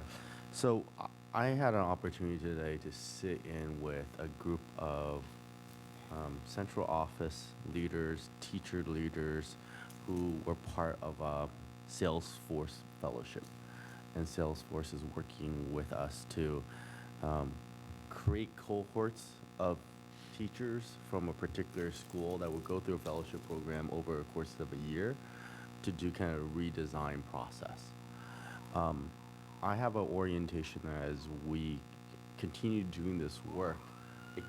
This work is not central office coming to schools to redesign schools. It is actually work that's done at a kind of grass tips level of bringing partners to the table, working alongside teachers and the school leaders to go through the process themselves. And Salesforce is coming to the table to help us be part of this process, and they want to work with us in 2 of our schools, and we're going to be able to bring other partners to bear in this redesign process. I think for the link learning work with Brian Excel, we were on a very constrained timeline. We had a couple of months to put a plan together to bring link learning in. I don't think it's the most ideal process. I think we need something that's kind of the redesign process takes a bit longer to be more authentic, and we got to bring young people to the table. There's a lot of people we got to bring to the table to be able to do the redesign process right. So it is part of the process. It has to be part of the process, and we're beginning to already have like groups of teachers are already organizing to be able to do this work. So, and then partners who are willing to come to be helpful as well. I just have to say that all our current CTE programs, the school-based programs, they have been from the school. That's the school interest, the students' interest, and teachers' interest.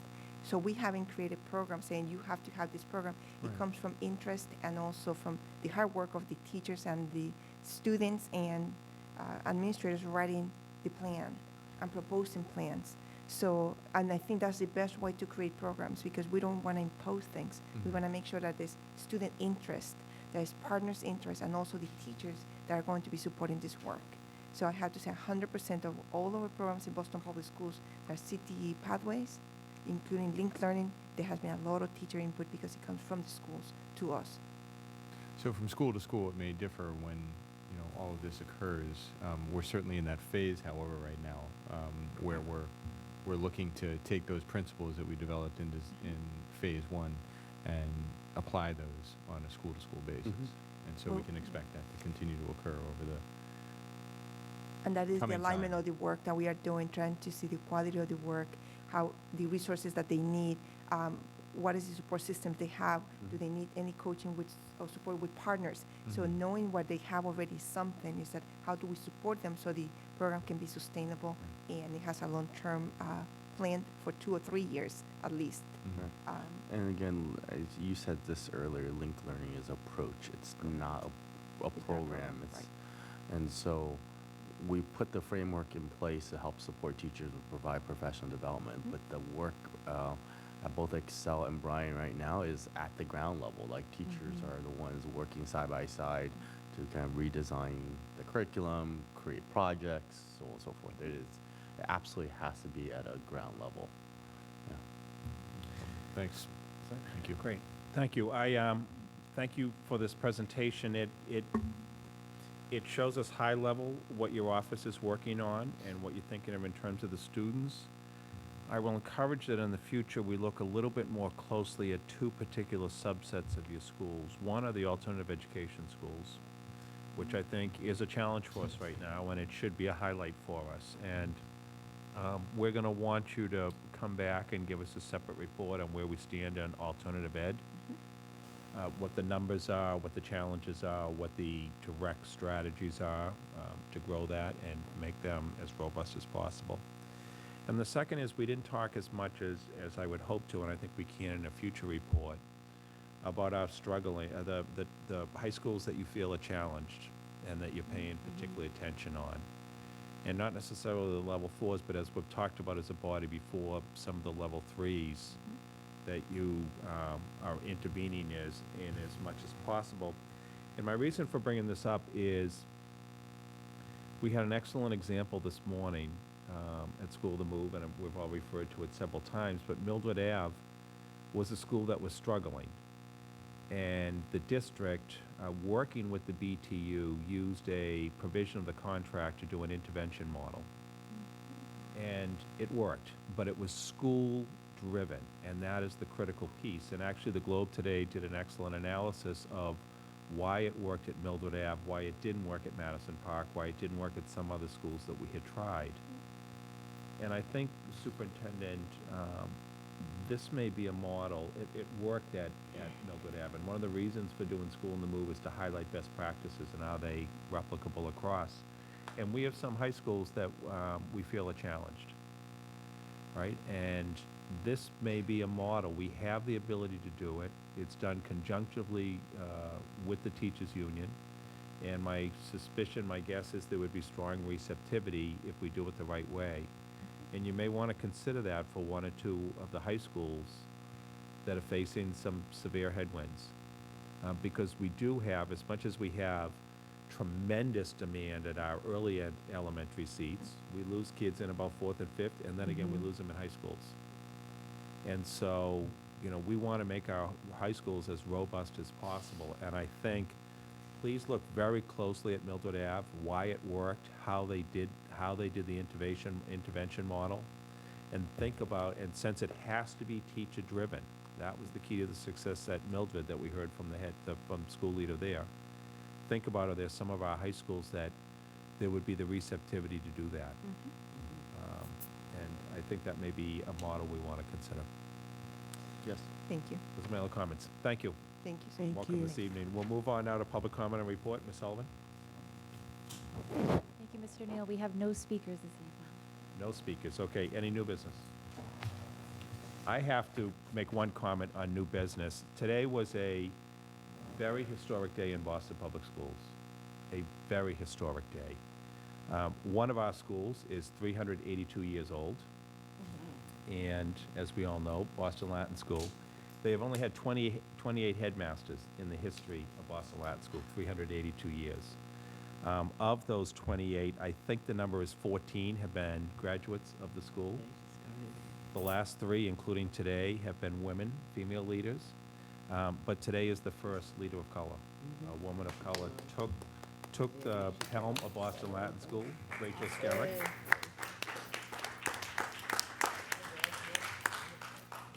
This is a very historic day, and I think we have to welcome back Headmaster Skerrick because she served this district so nobly before. We are delighted to have her back. We want to thank Michael Konopassis for his second go-around at leading that school, and he did a tremendous job along with Mr. Jerry Howland, excuse me. They've done a tremendous job, and Al Holland, all 3 worked together. They did a tremendous job at that school, and I personally can't be more excited to have Headmaster Skerrick in place and leading that school. Interestingly, you know, it's not too many folks have noted that we have 3 exam schools. They are all headed now by a person of color, 2 of whom, the headmaster O'Brien and the headmaster Latin School, are headed by alumni of those schools, Dr. Freeman Wisdom and now Ms. Skerrick. So, headmaster, I want to superintendent, I want to congratulate you on recruiting back, along with many others, Headmaster Skerrick to the district from DC. It was a little bit of an arm twisting on your part and others' part.